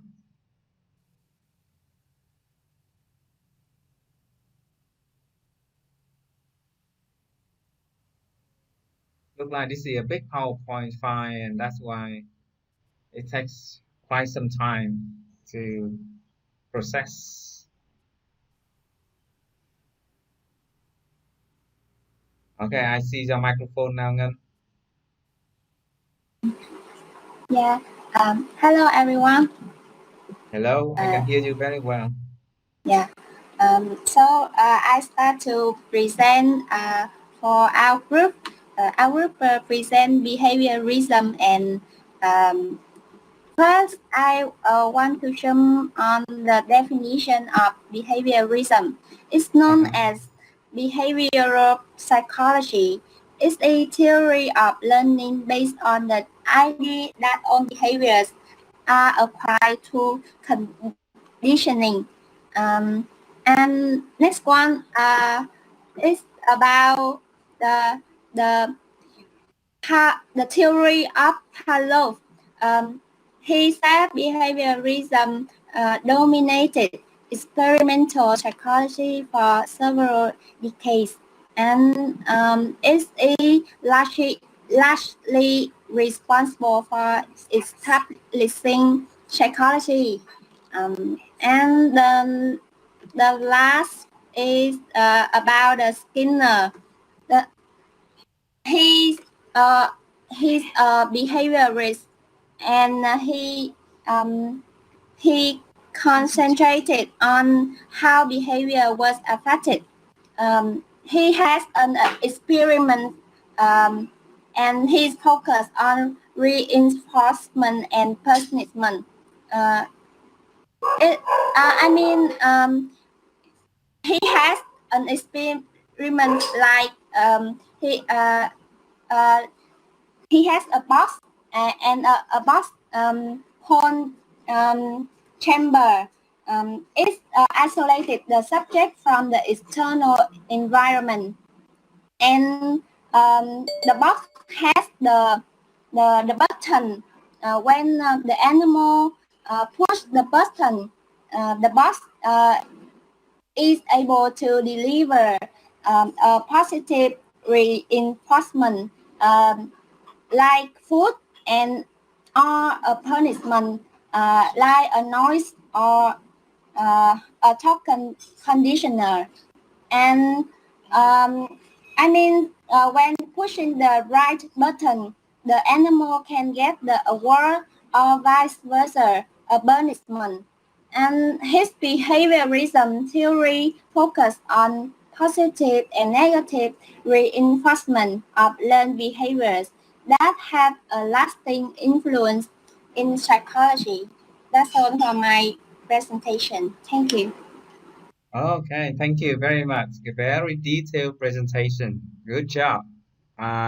So to sum up with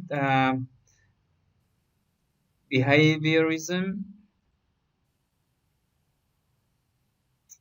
the key idea is that it is completely opposite, completely uh, contradictory to mentalism.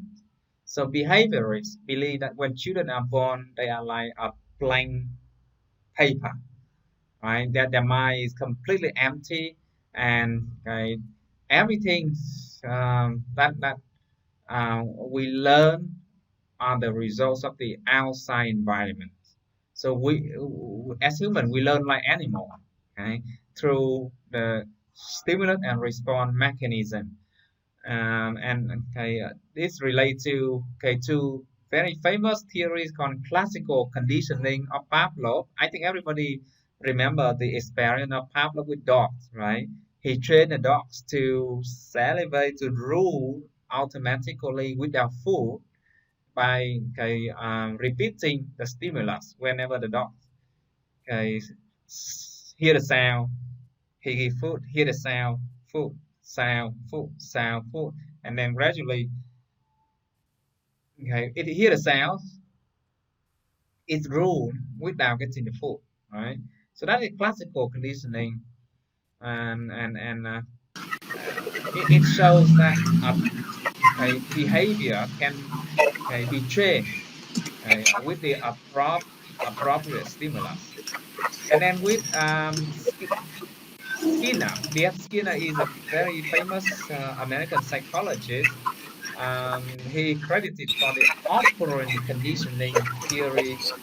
According to Skinner, okay, animals learn through reward and punishment, and Skinner were very successful in training pigeon, training dog, training shields for the army.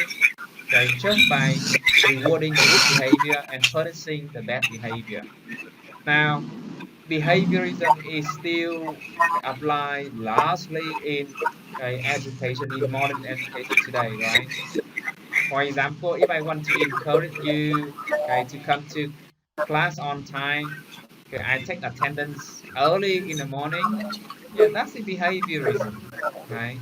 Um, when I want you to work online more actively, I give 40% of our post evaluation to your online portfolio.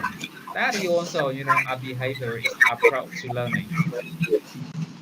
So thank you. Let's go to the last presentation. Now, Thùy Linh, Thanh, Xuân Hương, and Huyền, who volunteers?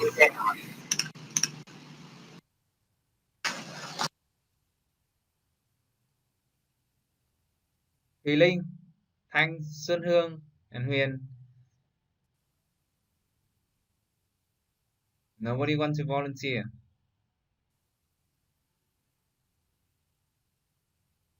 Nào, Xuân Hương. Toàn Ngọc Xuân Hương. Yeah, the presentation is now over to you.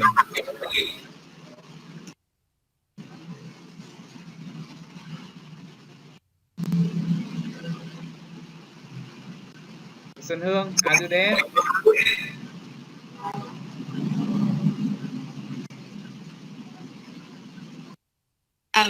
Just a moment, sir, because we have a final discussion and it will last for like 20 seconds. Okay, great. By the way, are you sitting at the same place? How can you discuss? Actually, no. So that's why. Because we are a group of different students from different classes. So we don't know each other You in don't know each person other. yet. Okay, yeah. Yeah. Xuân Hương, you are there, right? I want you to enable your microphone first. Don't upload your presentation first. Enable your microphone first and just say hello to the class. I'm uploading my presentations. Please wait, and then that's okay. I hope she is at the computer, not somewhere else, enjoying herself.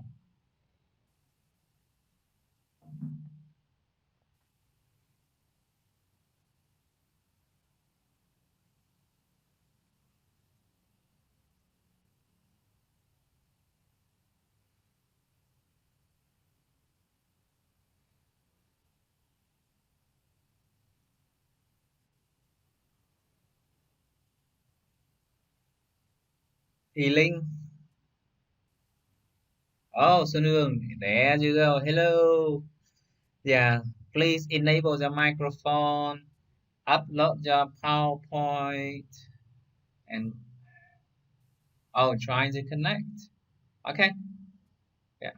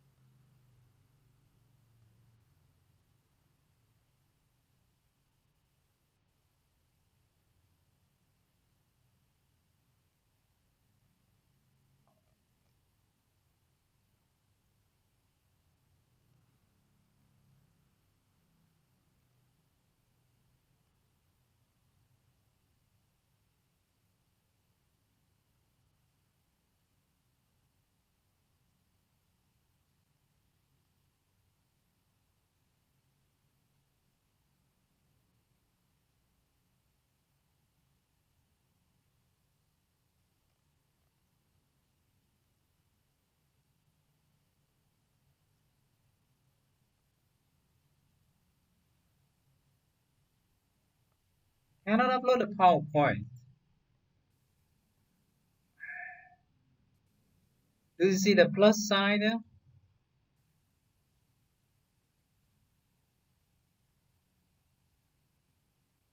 Well, let me see your PowerPoint.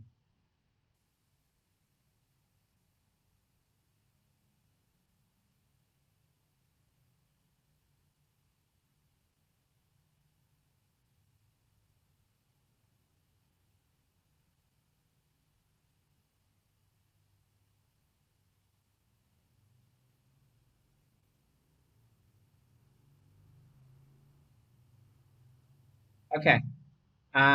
So I have a different plan. I see that Võ Thị Mỹ Thanh. Okay, I can see your PowerPoint presentation uploaded to my Padlet, and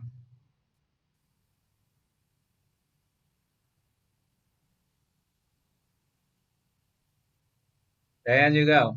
I'm uploading your PowerPoint file. Please enable your microphone. Thanh.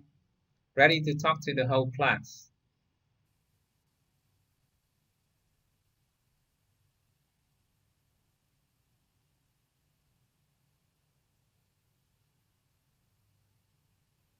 Yeah. So Võ Thị Mỹ Thanh.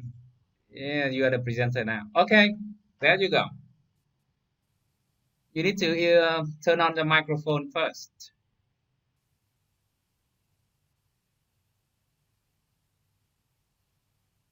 Hello? Okay, you are through. Very Okay. clear. Okay, today I'm gonna present about the input hypothesis. Ouch. And the input hypothesis is Carson's attempt to explain how a learner acquires a second language, like how second language acquisition takes place. The input hypothesis is only concerned with acquisition, not learning, and a learner improves and processes along natural order, like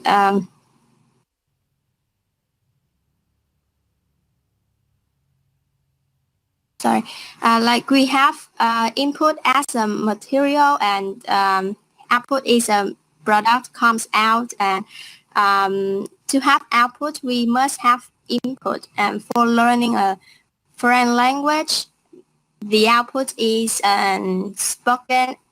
speaking and writing, and the input is listening and reading. To speak and write well, we must listen and read a lot. Like to speak and write standard, smooth and accurate, we must have to listen and read a lot of material from native speaker. The characteristic of input, like language absorption, occurs when the learners are exposed to comprehensible input, like the learner's current ability is I, and the input of that person should contact is I plus 1, like higher from the learner level a little bit, because through the contact with I plus 1, so this person will gradually acquire new information in a coherent relationship with what they have understand. So this one will help the learners develop language naturally and continuously. And in this hypothesis, the natural communicative input is the key to designing a syllabus, so that each learner will receive some I plus 1 like input that appropriate because everyone has their own level, so they have to have the appropriate inputs. So that's why his or her current stage of linguistic competence will improve through the inputs. Thank you. That's all for my presentation. All right. Thank you very much, Thanh. Good job. Very nice.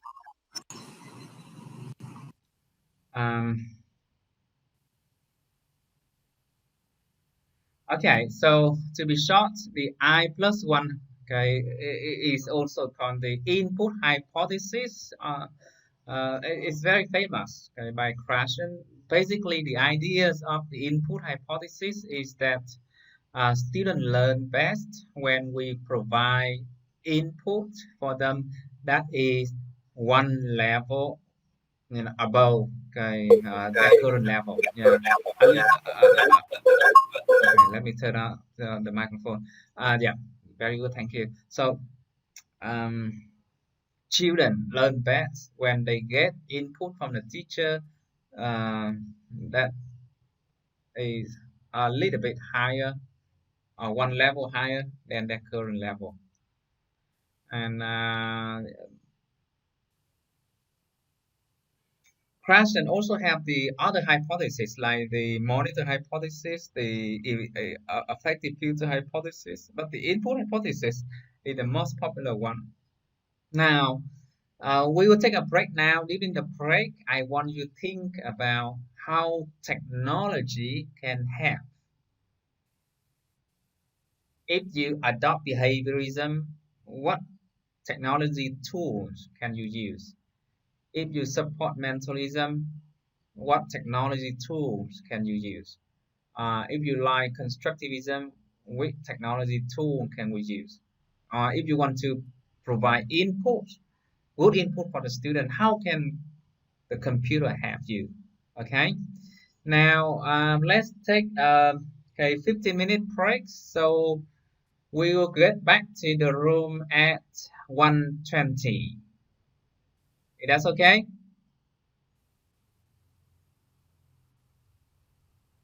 Yeah, thank you. So let's pause the meeting now. Yeah, I will pause the recording.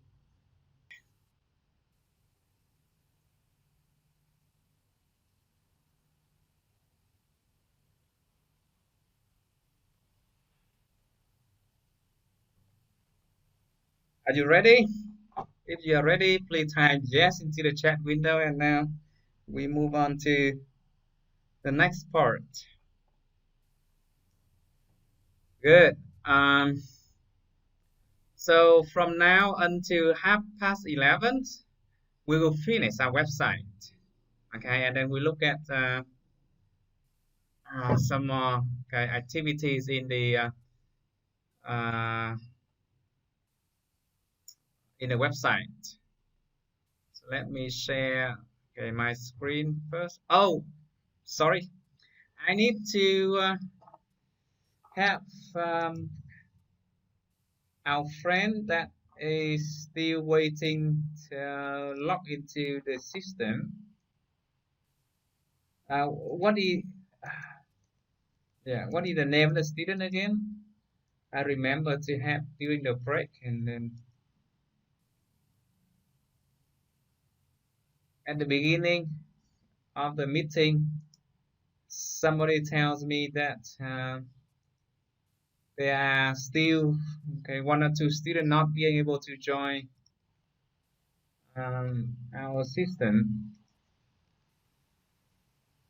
So let me check.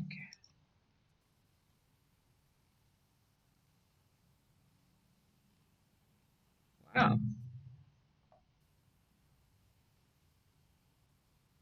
9 people.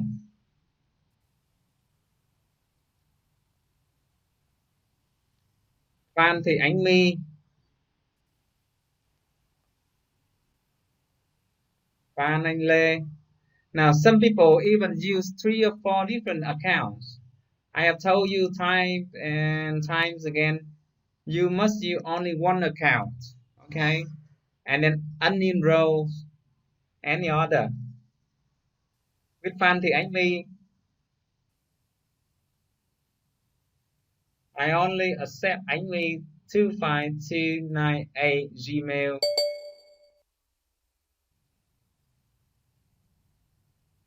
Okay, I see 3 more. And Kim Huệ Phan Thanh. And then Đoàn Ngọc Xuân Hương.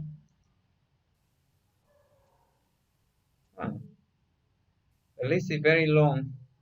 I think we need to tell the register office to give us the official list. If not, we may end up with 40 students.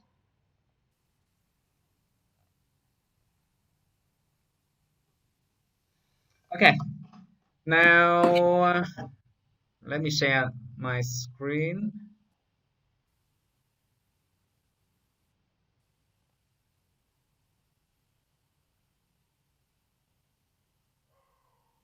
So going back to your,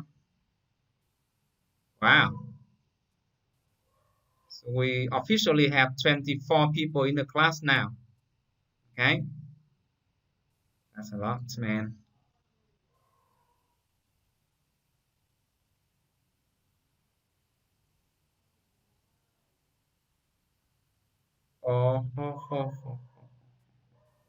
Okay, so we will try to finish hands-on 2 today, completing our website.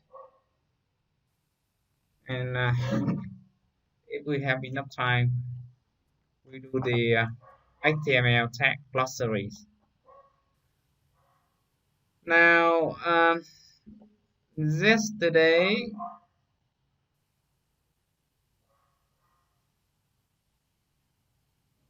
yeah, this is where we are yesterday, right?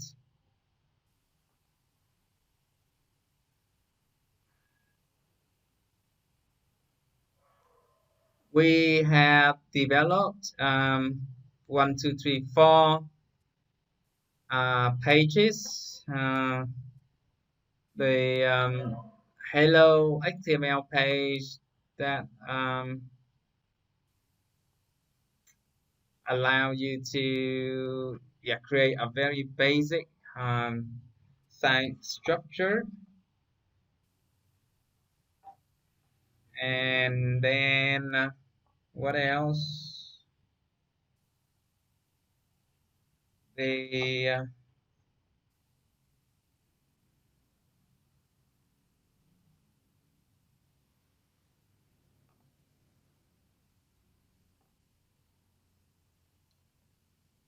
câu cá, mùa thu poem that shows you how we can format text using very simple HTML tags.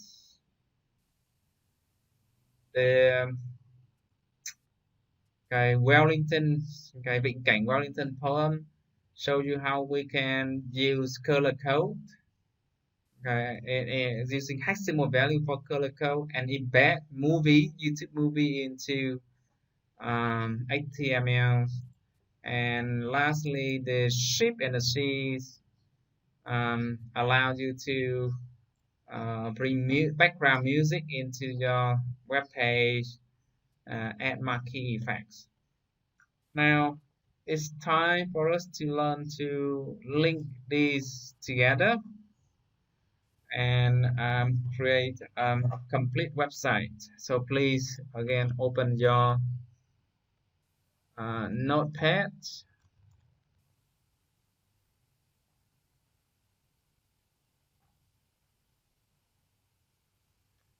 and I think you are now very familiar with this structure: opening HTML tag, closing HTML tag. We open the head and we close the head. We open the body and we close the body.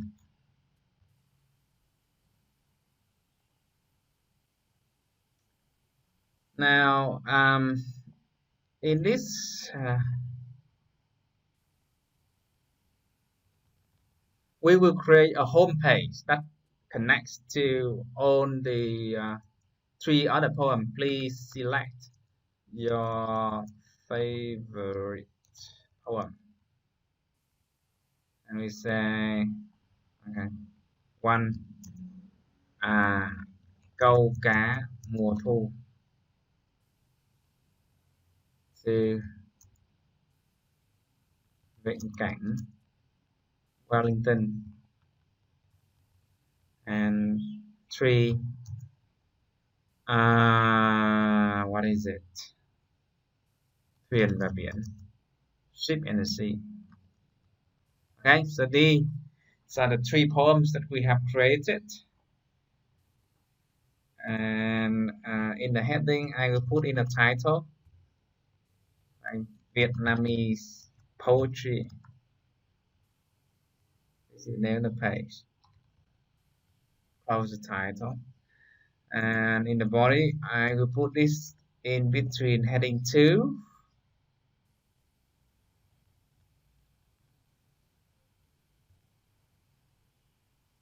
And then we create line breaks.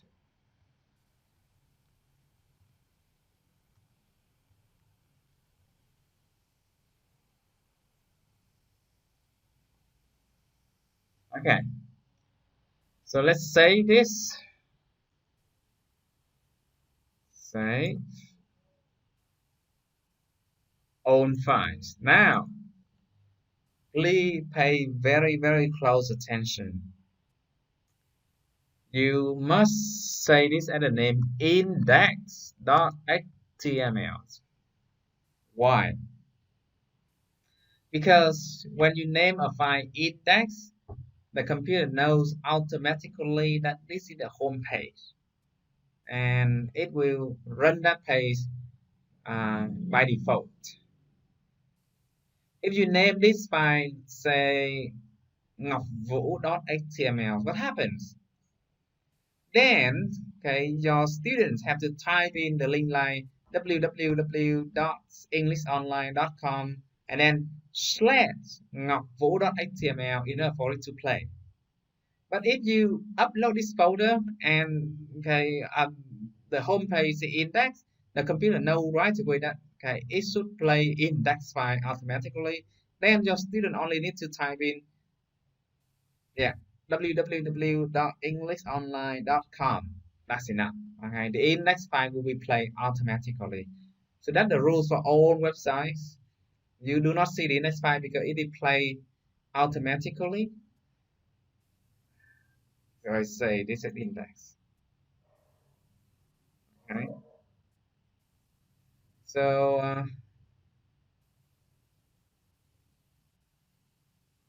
let me show you.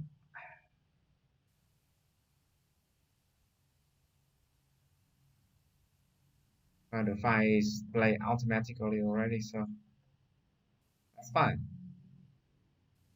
Now let's go out and check the index file. I play it, okay, and they say select poem, and we see the name Vietnamese poetry here. Now our job now is to create link. So number 1, câu cá mùa thu, I will put this in this tag anchor, okay, a short for anchor, hyperlink reference equal to quotation câu cá dot html, and then I close the anchor tag. And now next, anchor hyperlink reference equal to double check your name and the file name Wellington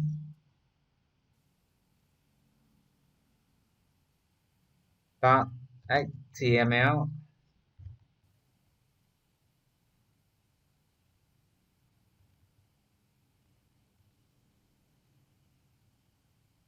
and then anchor hyperlink reference equal to ship and see.html,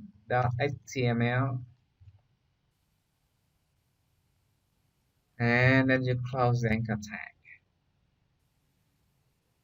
Okay, double check the file names. Wellington, sorry, Wellington.html, Goga.html, ship and she.html. Oh, they are all there.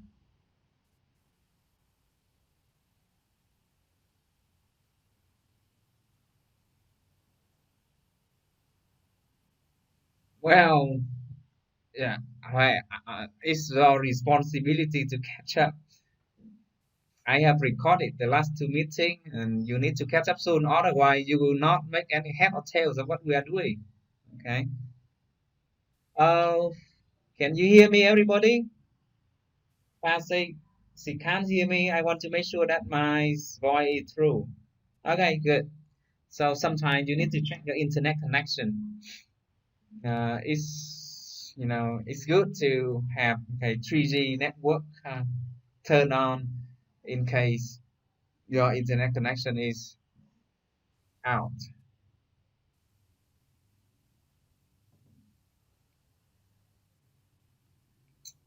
Okay, it's safe. And now I hit play next. You see, now I have the links. And when I click, boom, okay, it takes me to the Koga poem. I go back, and then boom, it takes me to Vịnh Cảnh Wellington poems. And then boom, it takes me to this poem. Oh, and now the sound plays. Don't know why, but it doesn't play yesterday.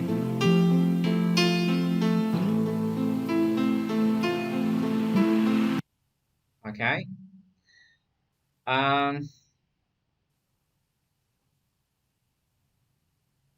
Let me show you the code. Now,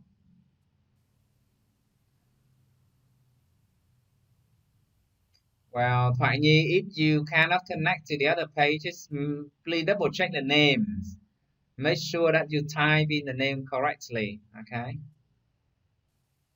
So I give you 5 minutes, to create this home page and try to make all the links work, because you need to submit the whole website later. When you are ready, just say ready in the chat window, and I will move on to the next step. Wow, several people are ready. Great.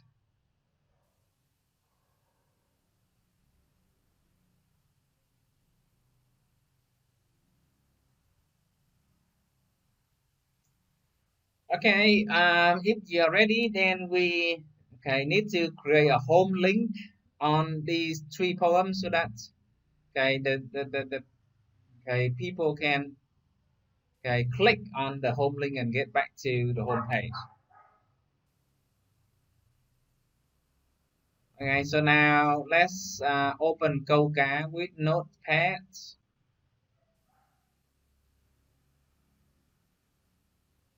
And then right here we put an anchor tag, anchor hyperlink reference equal to index.html. We say go home, and we close the anchor tag. Okay. So I just add this anchor, this hyperlink at the bottom.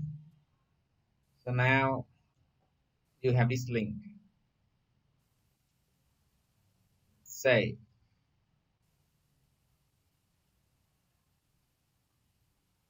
And then the same for the next poem.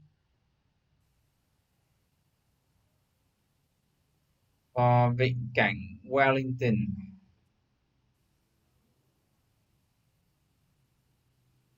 We have a home link. Anchor hyperlink reference equal to index.html. Say go home. Anchor. Okay. Save. And next, ship and the sea. And we do the same.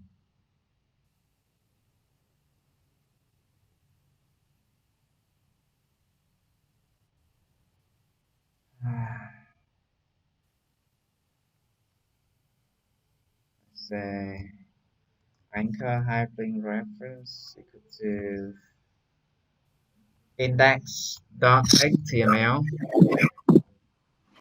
Go home. Then we should add a line break here. Save.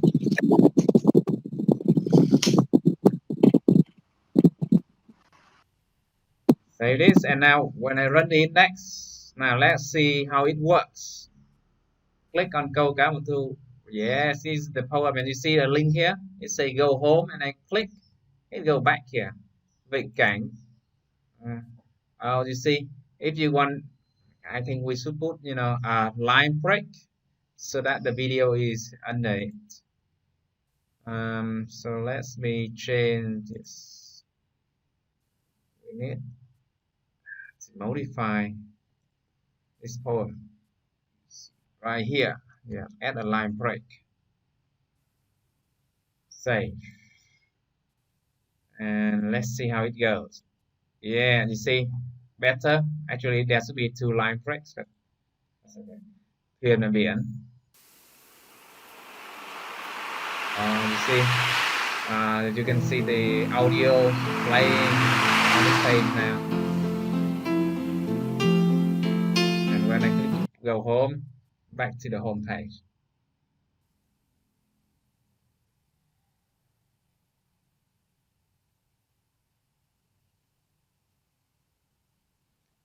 You cannot just double click and run. You need to right click, open with Notepad.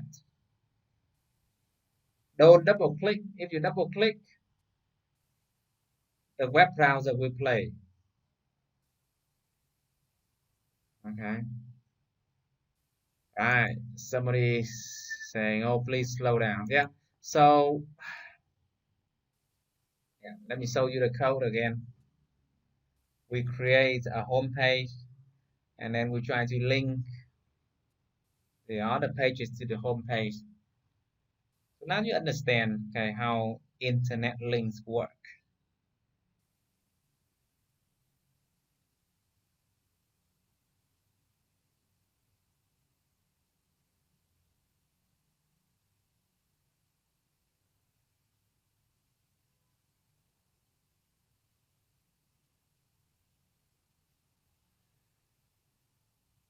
If you have finished your website, then please type into the chat window, website complete.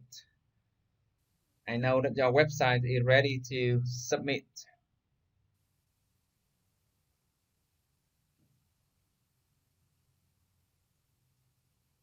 That's good. Okay. We need 3 more minutes for people who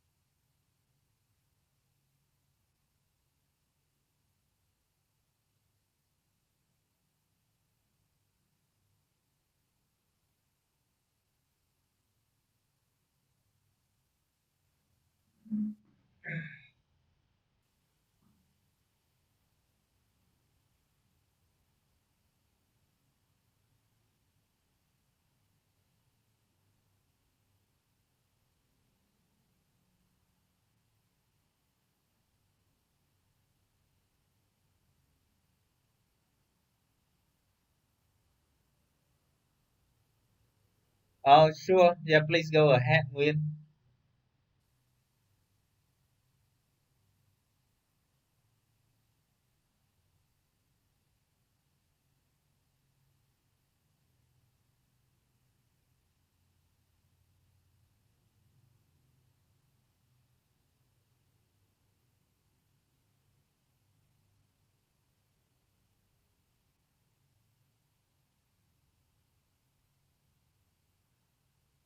If you want to have some decoration with the wording, how can we just use the color?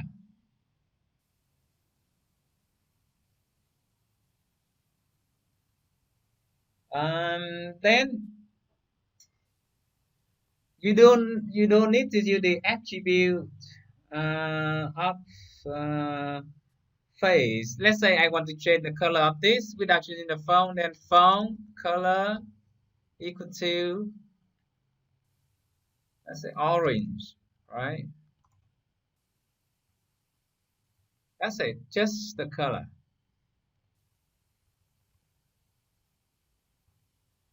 You see, it's like that.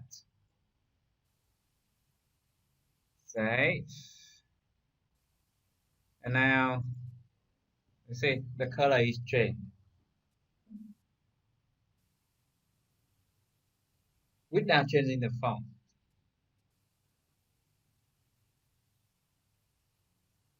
So this is very useful when you use websites, when you design e-learning courses and you want to decorate your course. They are not always available tool for you, and you need to know how to use the code, especially when you want to insert in video, when you want to insert in music into your website, when you want to create listening exercises. These skills are all very important.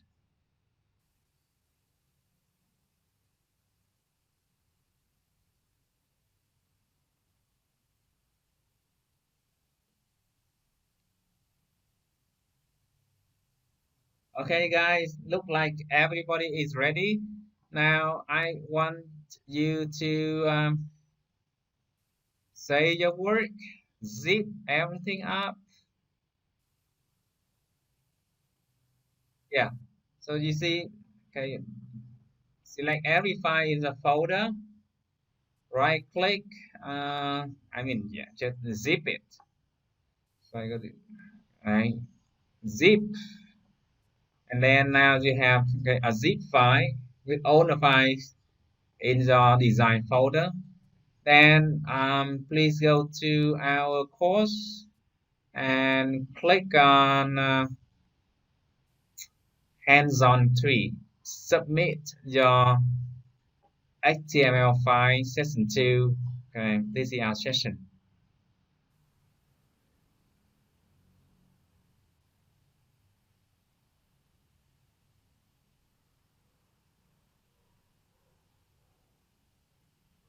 Hands-on 3, submit your HTML files.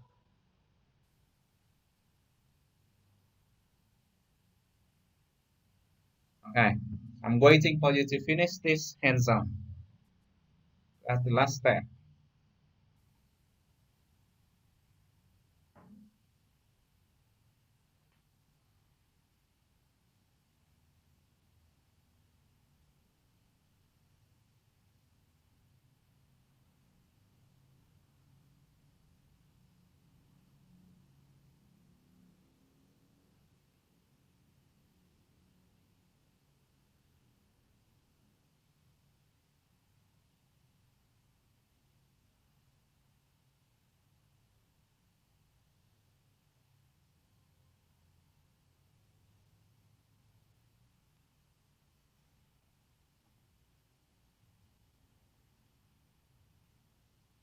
Okay, 5 submissions already.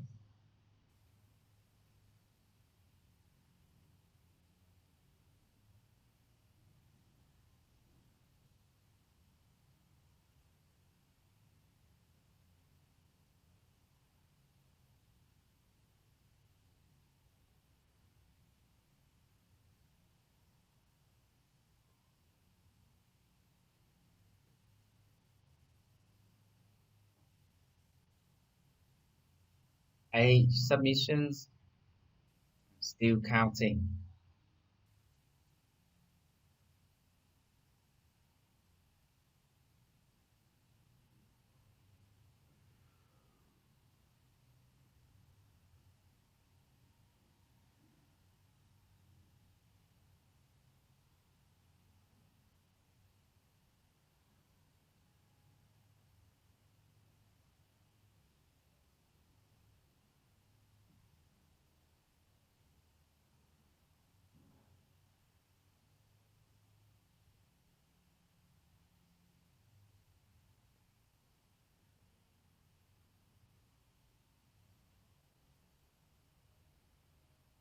Ten already.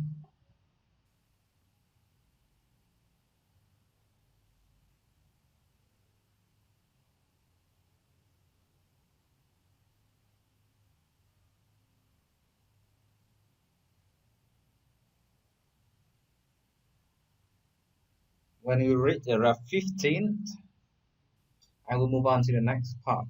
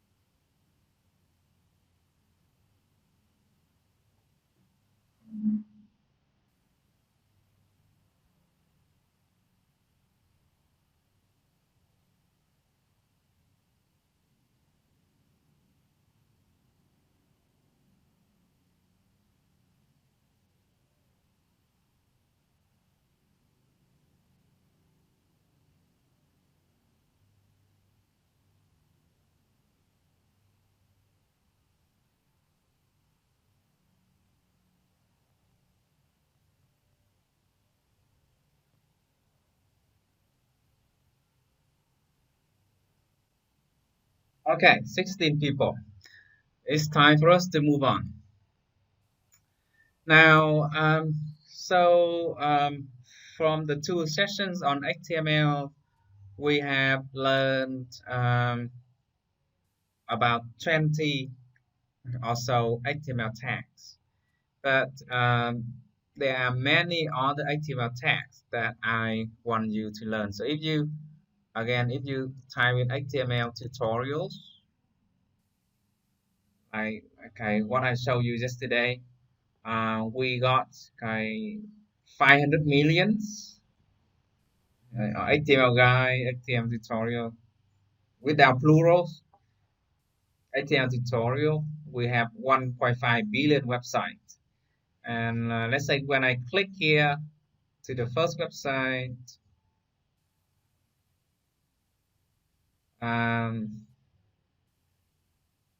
you see HTML basic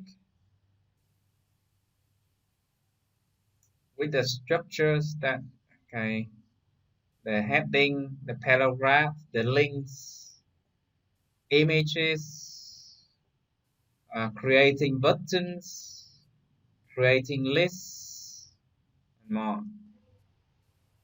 Okay, HTML elements. And if you click on the HTML headings, you see heading 1, 2, 3, 4, 5, 6, paragraphs. If you want quotations, yeah, then we use this tag. So this is our next activities. I want you to click on this link, HTML tag glossaries. Okay, please click on this link. Oh, sure, Owen, you can submit your files later. Click on HTML tag glossaries. Now, you see HTML tag. HTML has around more than 100 tags, and I want you to explore the other tags on your own. So everybody, I want you to click here on create an entry, and let's say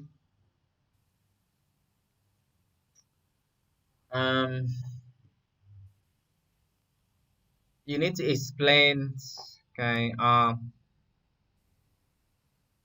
copy the tag like block quote,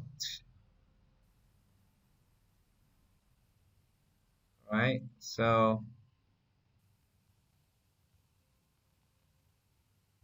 I say block quote,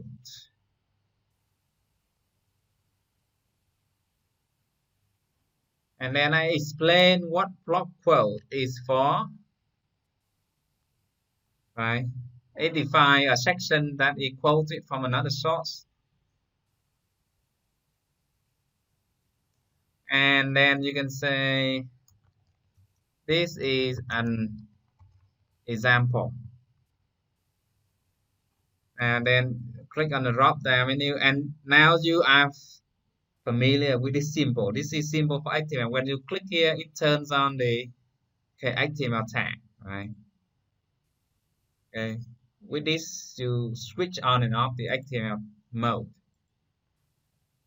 And I copy, the quote.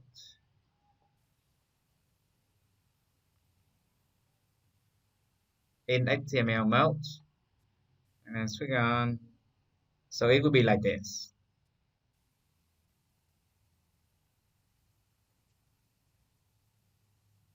And then I click on Save Changes.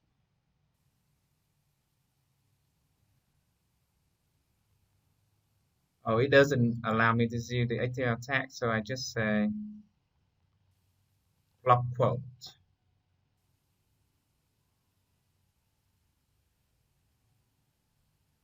And now you see, yeah,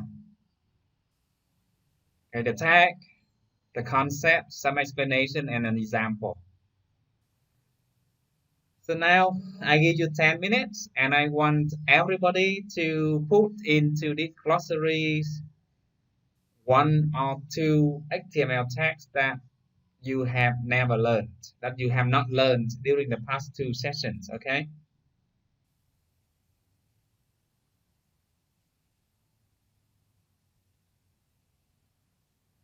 Are you ready, everybody?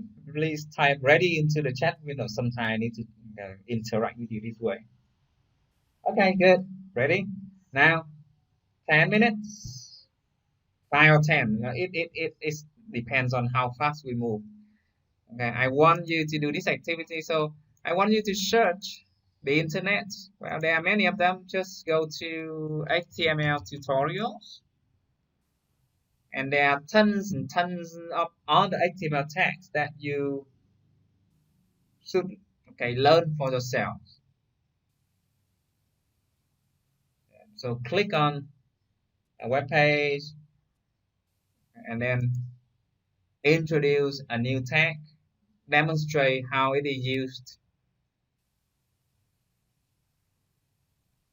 by clicking on an entry. So let me explain again. I want you to click on a new entries and then learn a new HTML tag, describe what the tag is for here, click on this icon and then try the HTML codes inside this block. Just that simple. Okay. Now I wait for the first entry to come.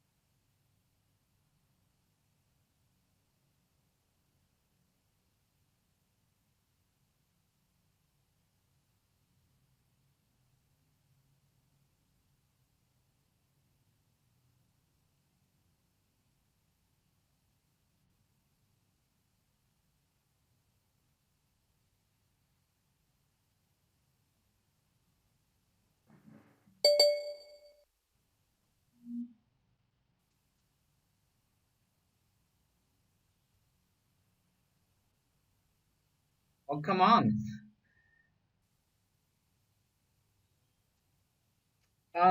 You don't need to check it.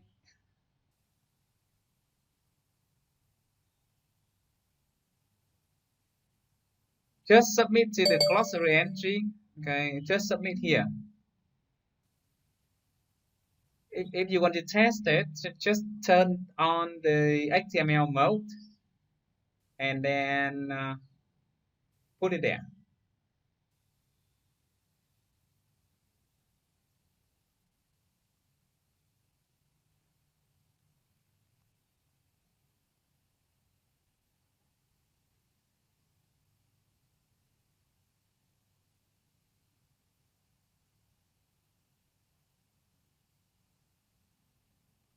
Let me do it again. For example, I want to try HTML, okay, emoji, right?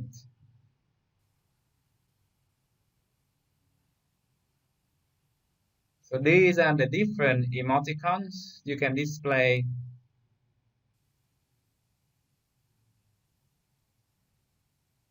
65, 66, 60, 65, 66, 67. Okay, I copy this code and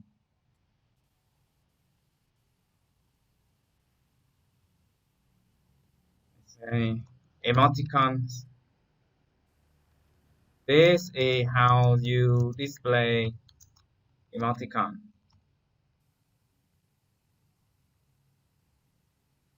Okay, so you show the code and then show how it works. Turn on the HTML and right here I will display. Let me see what 68%. Let's see 68. Okay.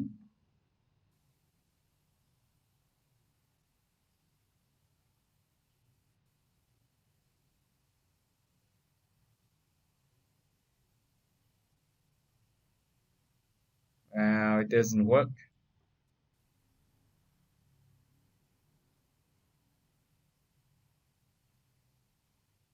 Something wrong.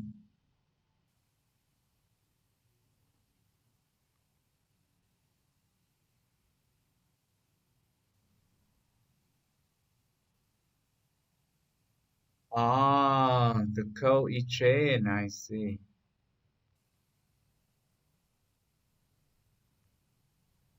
Yeah, it should be like this.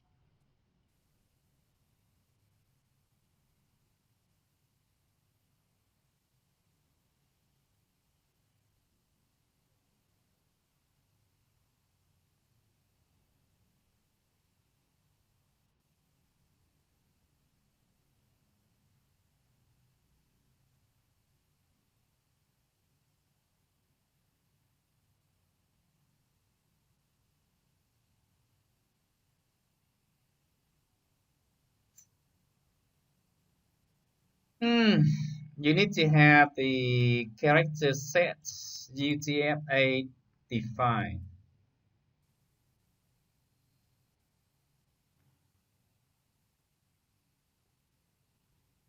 Try again. Okay, it works now.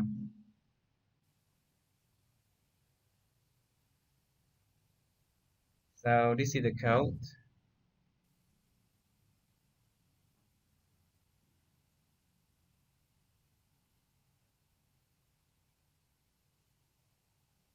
If you want to see the full list of HTMLs, emoticon reference is here.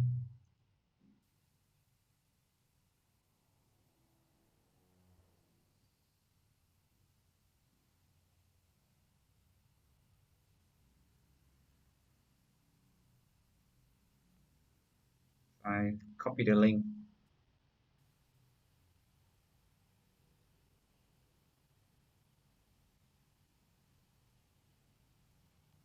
This is the full list.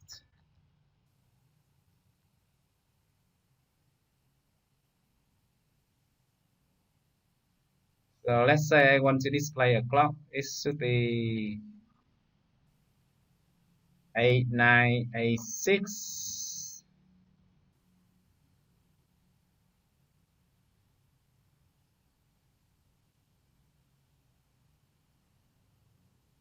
Ampersand. I hope it will show 8986.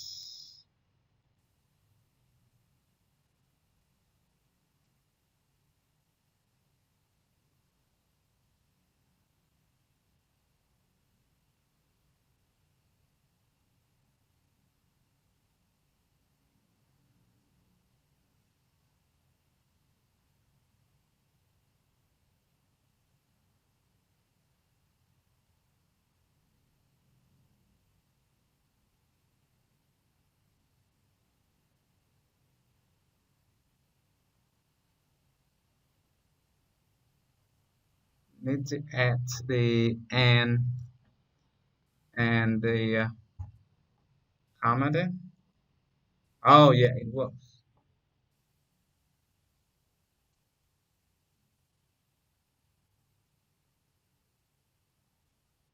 So if I want to show snowman, it's 9924.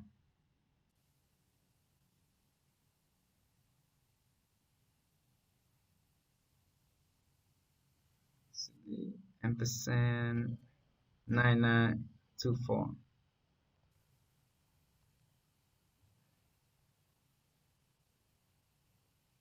Yeah, like that.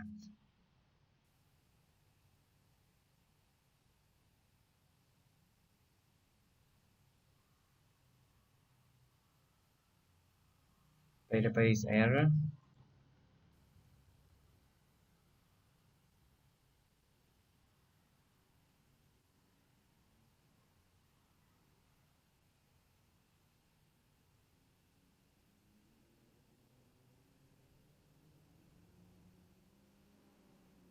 Okay, that's good.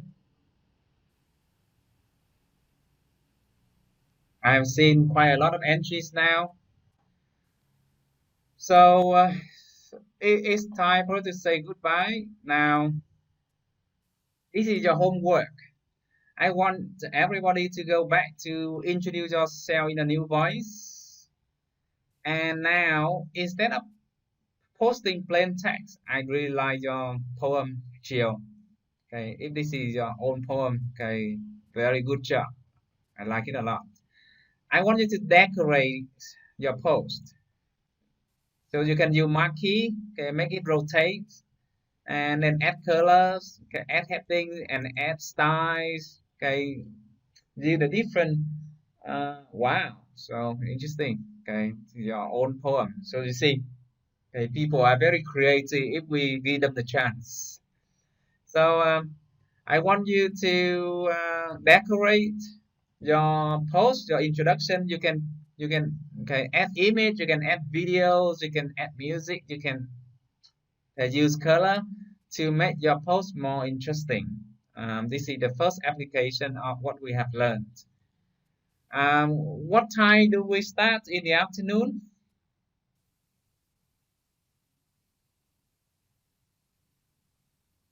1:20.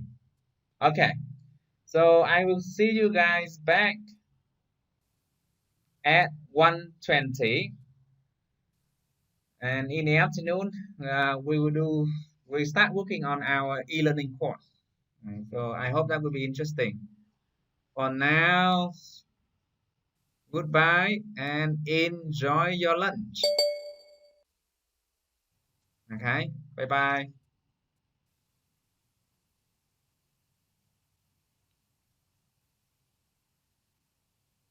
The lesson will be available maybe tonight, tomorrow, because it takes several hours to process the recording, and then I need to upload to YouTube. So the latest you can get is tonight.